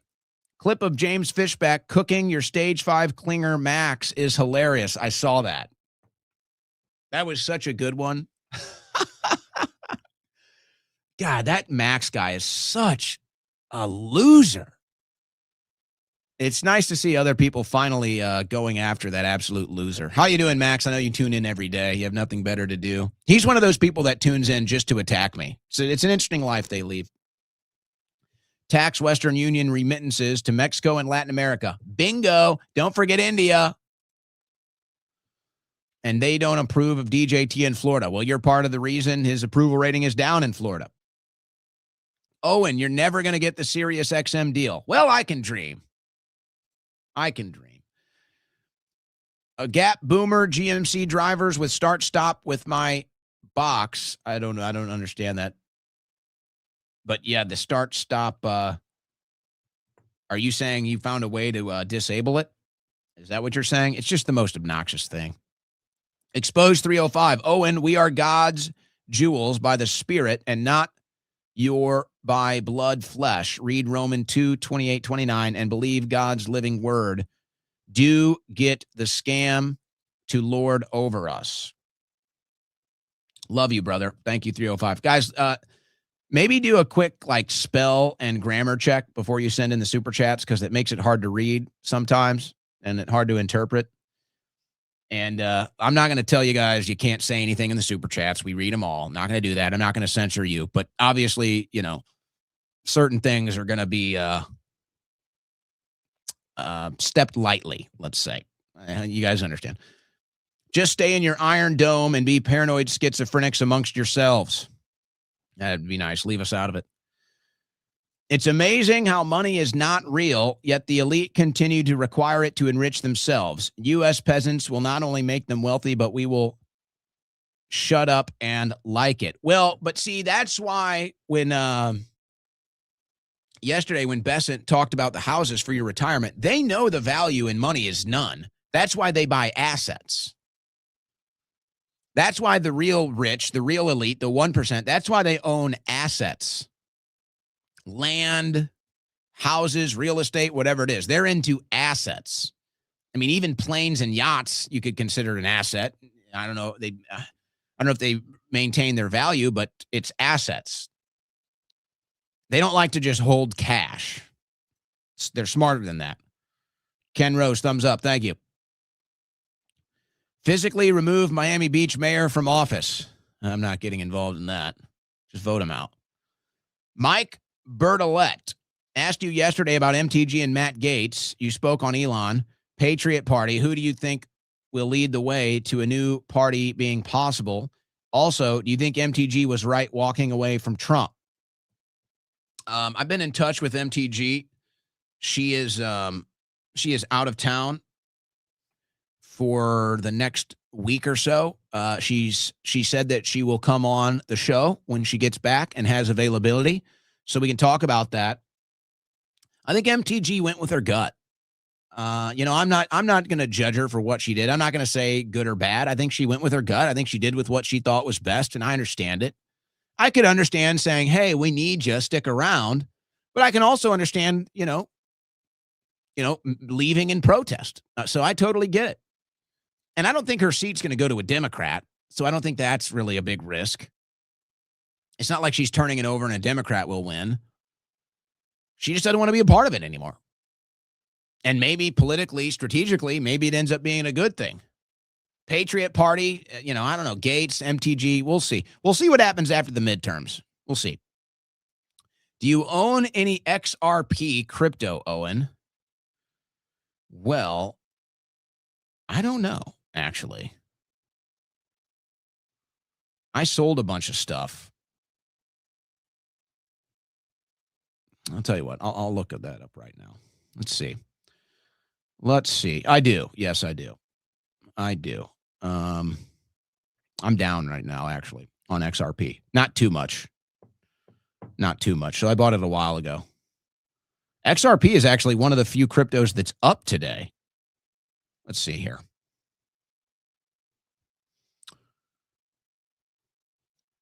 Oh, everything bounced back. Most cryptos bounced back. Everything was red to start the day, and most of it has bounced back. That's kind of how the market went today. Honest question. How do you have a platform on YouTube? Just curious. I was just watching on Rumble. Did YouTube forgive you? Red light, meat, and pizza. Oh, boy. Obviously, you're not going to be mad if I try to avoid this question. Let me just say this. I'll try to be smart and answer your question here. I never got banned from YouTube. I think what happened was because Alex and InfoWars was banned, that's why they nuked me. I don't know any other interpretation as why, because I never got a strike. I never got a warning. I never got a reason. I sent them a message. I asked. I got nothing. So I don't have an answer. That's the best I can do. Now I'm not, I'm going to be smart. Okay. I'm going to be judicious, but we're not censoring ourselves here. So, but I don't know. They are letting people back on. They did say they're going to let people back on. But they never told me why. They never gave me a reason why. So I'm just assuming it was because of the Alex InfoWars stuff. And I'm not there anymore. So AI takeover is coming. RAM prices are through the roof. We cannot trust these globalist CEOs. Trump doesn't care. It's beginning to feel that way. Gregory Wright. I just need one temple coin today. That's all. Am I missing something? One temple coin? I think I'm missing something. I think that one went over my head. Maha. Do you plan on having phone calls again on a regular basis? I miss them. It is good to hear directly what people are thinking. Yes, I do. Now, here's what's happening with the phone calls.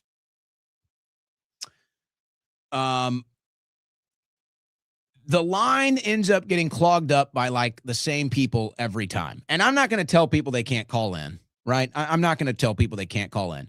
And the people that are loyal listeners and want to call in every day, I'm never going to tell them not to, and I'm always going to take their call. They're always going to get access. But that's kind of why I've switched to the super chats, because it's more fair and everybody gets an opportunity to get in. So it's like, if I open the phone lines for 30 minutes and I take 6 calls, like, we'll be lucky if we hear from one person that doesn't get in every day. Whereas the super chats, everybody gets the same access. Everybody has the same access. Everybody gets the same opportunity to get their comment here. So I do like taking the phone calls. I'm not, there's not like a plan that I'm not taking calls anymore. It's just, I've figured that the super chats are more fair and they give more people access. Whereas the phone lines end up being kind of the same people that call in. And then it's like, if new people try to call in and they can never get through, then they just never call in again. So that's what's going on with that. But no, I like taking calls. And maybe what I need to do is just like a call-based show, because the super chats are going well now. I think the super chats are doing well. Solus Veer. Oh, and fellow St. Louis native here. Love the show. You should check out the dark enlightenment philosophy of the tech bro lobby at some point. Is that a documentary? I'll look that up. The Dark Enlightenment. There is a documentary I've been meaning to watch. It's on Amazon, all about AI. It's got 5 stars. It came out very recently. I forget the name of it. It's on my watch list. Maybe we'll check it out this weekend. A lot of good documentaries and stuff are starting to emerge on these issues. And it seems like, platforms are kind of opening up to that content again. Michael Main, our super chatter of the day today, Michael. Owen, I met Alex in Tampa at the River Church and gave him a St. Michael challenge coin to give you. I was wondering if you ever received it. God bless you. I don't think so. No. I'll just tell you. And interpret this however you want. Most stuff you give to Alex Jones, folks, he doesn't want it. He doesn't want it. And so a couple things either happen. If he's on the road like that, I have no idea what happens. I have no idea what happens to stuff that Alex gets as gifts when he's on the road. I can tell you what happens in studio, or if stuff gets mailed to the office. He may or may not look at it, but eventually it just stacks up in a pile. And anybody kind of gets access to it or can take it. And look, in fairness, I get it. It's kind of the same way. It's like you reach a certain point and it's just, what are you going to do with all this stuff? It's like, what are you supposed to do when people are just sending you stuff all the time? And I guess you can pick through it and decide what you like, or if you want to put stuff up in the studio or take home, whatever. But I think he kind of just crossed a line where it was just like, it's just too much, and he just ignores it now. So that's kind of how it goes. So I don't know. I don't believe I ever got that. No, I don't think so. My guess is it never came back is my guess, but I don't know. I'm sorry. I'm sorry, Michael. But maybe we can have a direct handoff sometime. We can assure we get that. I'd appreciate that. I thank you for that. Thank you for the super chat. You're a super chat of the day. Good to hear from you, Michael. Good to hear from the St. Louis locals as well. Nice response. I figured it was shadow banned, perhaps. Thank you for the clarity. Yeah, I think I think everybody's kind of aware of we're being smart. We're just being smart. We're not going the Tim Pool direction where it's like, no, I'm telling you, we're kind of self-censoring for purposes. We're just being smart. But we're not censoring anything. Hasn't been an issue. That's not true. Let's be fair. The only thing we're censoring is the music, because that's what we get hit on. And actually, it's funny because I wanted music to be a major element of the show. I love music. I think it's great. I think it's good for the human soul, the mind. And I like introducing people to music that I like that you've never heard. But we get hit on that. We get hit on that every time. So we canceled it, and that's why we played the old school video game music. But I think people like it. I actually think it's working out. So I think we'll just probably keep doing that. And if I feel the desire to, I'll just do like a side show that we just do music on, maybe just on Rumble or something. What happened with Matt Gaetz? He's off the radar. Really like him. No, he's on his show every night. He's on One American News every night. Matt Gaetz has a show every night. So, no, he's still doing his show every night. And he's getting a lot of heat lately from the Israeli lobby. They're coming after him hard for his show. So, no, he's on there. You just got to go find his show, follow him on X. But, no, he hasn't gone anywhere. He's still doing it. All right. Thank you, everybody, for tuning in. Thank you for the super chats. Hey, look who's on Fox.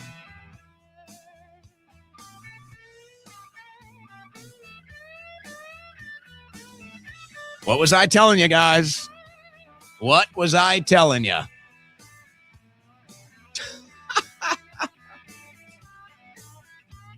I know too much. I'm too good. I'm too good for my own good. All right, that's too much ego. Time to sign off. God bless and Godspeed. Love you guys.